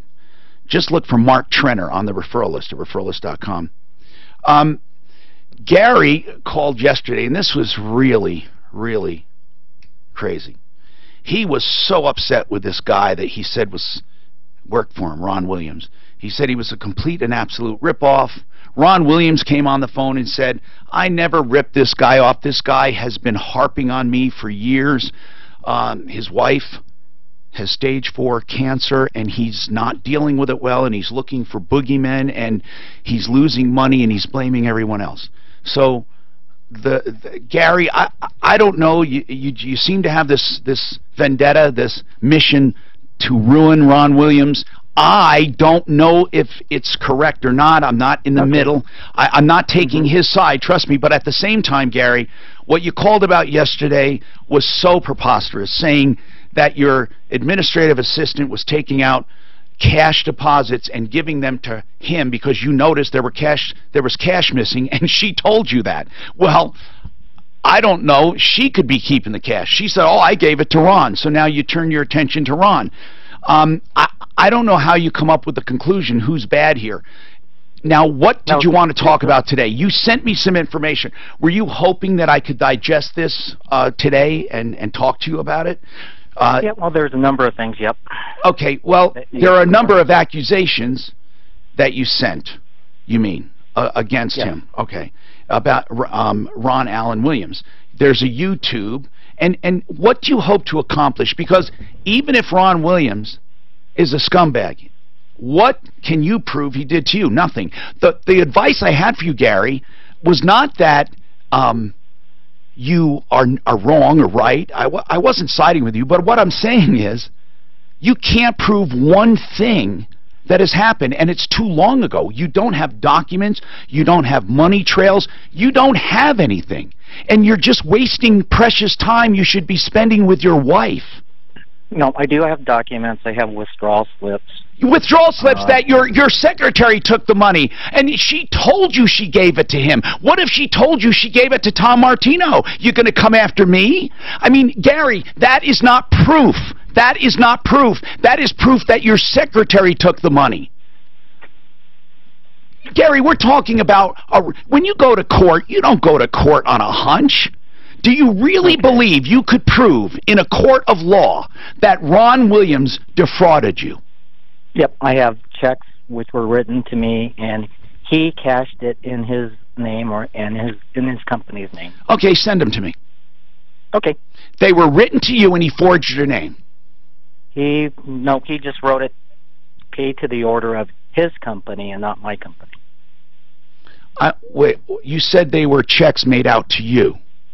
To my company. So in other words, he went out on a job and a customer wrote a check to you guys and he put it in his account. That's correct. Okay. So he had the customer write the check to him? No, he had the customer write the check to Gary's company. Yep. Right? And then he deposited it in his account. How do you do that? If I wrote a check, if somebody writes a check to Troubleshooter Network, you can't deposit that in your account, Mark. I could endorse the back and deposit it. No, how would you do that though? If it's not well, because I know my bank. But if it's not made, so they'll ask. Whenever a check is made out to someone, it's difficult to just put it in another account. I don't think it is if it's endorsed Especially on the back. with mobile deposits, Tom. I mean, somebody has to literally catch it or turn the bank on to the problem and say this should have never been in their account. So do you have canceled checks that were, because if you have customer payments paid to you that he deposited, that would be, how long ago was that? A couple years ago. No, but he's saying the customer wrote the check to that guy anyhow. No, he's not. Are you, Gary? Are you saying that? Who did the customer write the check to? He wrote the check to my company. Oh, and then the other guy deposited it. The salesperson picked up the check and took it and deposited it into his own account. Well, now that would be wrong. Yeah, that's now here's stealing. Here's the other problem, Gary. I had someone red-handed using my credit card, for liquor purchases and other purchases, and I had them writing checks to themselves, and the district attorney said they wouldn't touch it. Do you know why? Because that person worked for me and had apparent authority. So how are you going to get around that? Okay, yeah, he also used my credit cards for airplane tickets, trips to... Yep. That would be tough. And that's going to be apparent authority. They're going to say, well, he worked for you and he had authority to do it. In other words, I'm going to go back to what I said, Gary. How much do all of these checks add up to that were made out to your company, deposited in his account? Oh, probably around $20,000. Okay. The DA should, if he truly has that, the DA should pick up on that. Okay, and you want, what jurisdiction is it? This would be Arapahoe County. Go straight. District 18. Go straight to the district attorney's office. Okay. It's not a civil case. Now, it will be a civil case if you want it to be. But I urge you, Gary, right now, seriously, on just those checks, you don't have to waste a lot of time. Take those checks and go directly to the district attorney. How are you going to get also along with your credit card receipts? But I'm going to make you a private bet that they're not going to do anything. But how is he possibly going to get the other guy's bank account information with those checks going into him? I mean, what's he going to bring to the DA? Well, yeah, where did you get the canceled check, actually, if it was made out? Where'd you get them? The canceled check from the homeowner. Oh, I get it, yeah. All right, the homeowner would get it back, and you can trace that check. That's how he does it. I see, because he goes to the homeowner and says, hey, you still owe me money. And they say, no, I Here's paid. the check. So, you take those checks to the district attorney's office and see what they'll do with them, because that's what you need to do. Okay. And then on the credit cards that he used... Yep, you go to them with the same thing. Credit cards. Yep, you do the same thing. Okay, he used the personal credit cards. Here's what I'd report it stolen. Why not report it stolen? What did he use the personal credit card for? For airplane tickets, restaurants. And what did you want to ask about? Okay, well, I had the charges reversed. American Express reversed the charges. Then they're not. Hold on. Then they're not going to do anything because there was no victim. We went through this. We had people that had stolen credit cards, and because the credit card company guaranteed zero fraud, they would not arrest this guy, even though they had him on camera in all of these stores buying shoes and liquor and all this. The DA said, well, since there's no economic loss, there's no damage. You'd be astounded, Gary, at the lack of response you're going to get. But you need to pursue it because it sounds like a mission to you, and you got to do it. And you know, I hope your wife lives long enough to seriously have a relationship with you when you're done.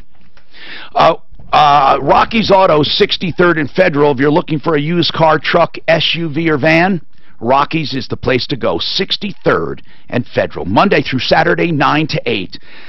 Now, someone called the other day and said, I can't believe it, Rocky's only has a few cars. What happened? There were only a few lines of cars. They actually called me, and I said, really? And they got a delivery that day.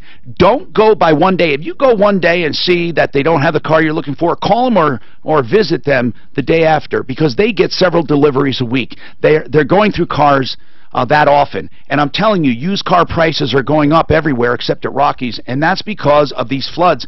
People are shipping all of their cars to Texas and Florida, new cars and used cars. There will be a shortage and prices will go up. So if you're looking for used cars, now's the time to do it. That's Rocky's Autos, 63rd and Federal, 303-426-4646. This report is brought to you by LifeLock. No major problems in your drive across the metro area. He's not living. And you know what? His wife is dying. It's sad. You know what, Tom? But that might be his escape from that. Truly, and he feels out of control.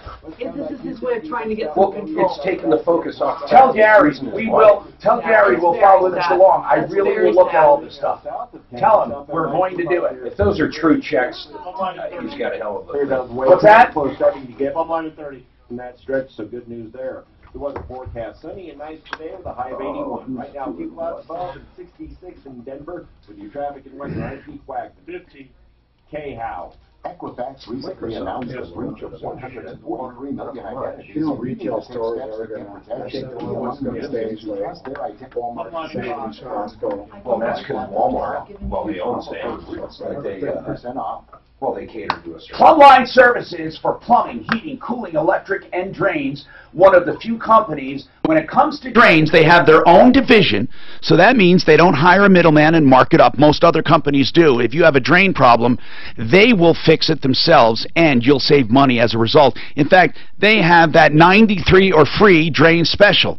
What that means is if they cannot unclog your drain for $93, you pay nothing. And you get a written report as to what is wrong with your drain. So you get all of that free if they can't do it for $93. 93 or free. And again, if they do your drain line, you will save money. They also have a similar one that's ingenious. Find, fix, or free electrical. For $149, they will find and fix with parts any electrical problem you have, or it's free. So let's say it turns out to be something major that they can't possibly do for $149. You get no charge for that call, and you get a full written report as to what is wrong, along with an estimate of what it would cost to fix. So you have nothing to lose. It's $149 to find, fix, or free your electrical problem. 303-586-1086. 303-586-1086. PlumlineServices.com. Hey, it's Lauren Whitney from CBS 4 Weather. And I'm Ashton Altieri. No one covers Colorado weather better. We have the means and the tools to get it right and help you plan your day. From morning to night, CBS 4 Weather is covering Colorado first. As a small business owner, you're always on this guy, man. He has so much here about this Ron Williams. This man is just dedicated. Well, it's because his wife's dying, man. Dedicated, but it's a defense mechanism. This is a whole thing on you. It's kind of like when I was amazing patio stand. I mean, all he has is a video here, and he claims defense mechanism. Yeah, that's right. Okay, that's he's defending himself from my humor. The YouTube doesn't show. The YouTube he sent me shows nothing except a patio roof. It doesn't mention a name. It doesn't say a word. This guy is just... We should probably look at Tom. Sounds like there's something going on more than... Oh, he's a... Sad. Amazing patio cover company. A scam, Ron Williams. So sad. You get into a loop. Yeah.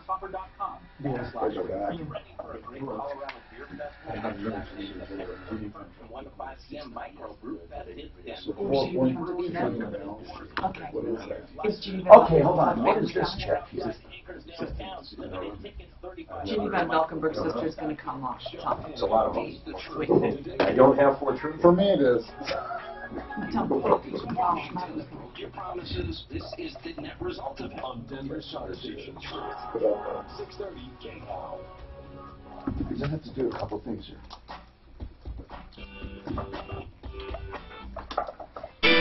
Tom Martino here. Welcome. Remember, Pure Water Choices in the house. You know, system starting for as low as $600, and the Mac Daddy of them all $3,800. And the reason I mention that is because these other scammers, they won't give you a price until they get in the house, and they're charging minimum $1,500 to $2,000, nothing close to $8,000. I mean, nothing close to what Al has. Pure Water Choices will do free evaluations for you at 720-219-7818. Al, can you do a big building like this? Could you actually filter this entire building? Yes. Wow. Okay, so commercial as well. Yes. I want to plug this event one more time.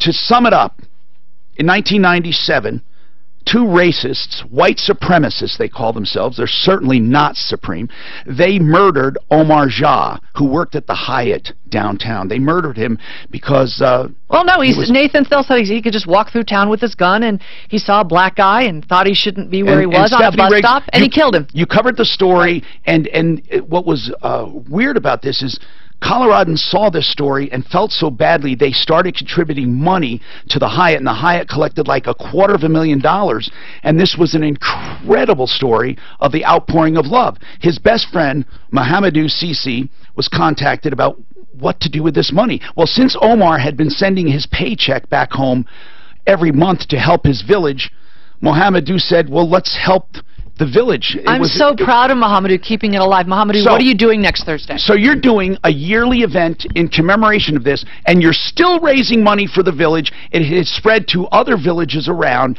as a result of this tragedy of Omar Jah, and right now, people can help out.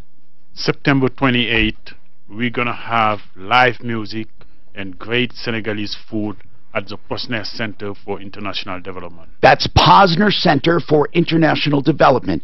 It's September 28th. If you can go to this dinner, you would have a lot of fun. There will be people there who knew Omar. You'll be there, Mohamedou, and the entire community once came together to help this village. With Hazel Miller Band. Yes, Hazel Miller is performing, and she's wonderful. So listen, tickets are $40. I'm going to give a website out.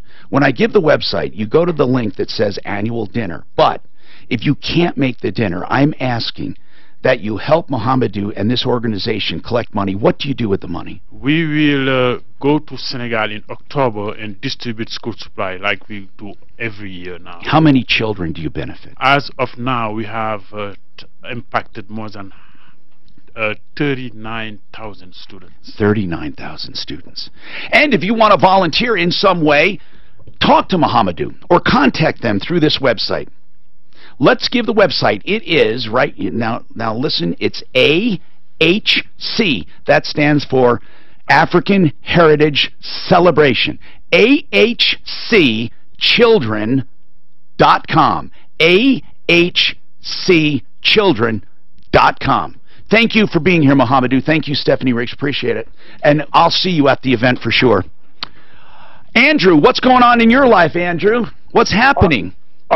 Thank you very much for all your good work, sir. I'm being sued by a collection agency. Well, there's nothing, that's nothing unusual, right? That happens. And I listen to you often. I understand that there's not a whole lot you can do other than pay it or fight it. Well, that's true. But when you show up at court, or if you want to pay it, you better make sure you get that dismissed, because many times they settle for less, and then they never dismiss the suit, and they get a default judgment against you anyway. So if you have questions about this, hang on, because we're out of time, and I'll come on the phone here when we're off the air. You hold on, Andrew, okay? Yes, sir. All right, hold on. I'm Troubleshooter Tom Martino. Thank you, Pure Water Choices, for being here. PureWaterChoices.com. Don't forget, folks, all of these great people you can find at referralist.com, and you can get consumer information at Troubleshooter.com. Hey, it's Lynn and Michelle. That was perfectly timed. Let me get this guy. Okay, what's going on? Yeah. Okay. What's more convincing is how long we've served Denver homeowners, whether it's plumbing. Yes, of course. You're saying that the live. You should actually ask before in writing to see us.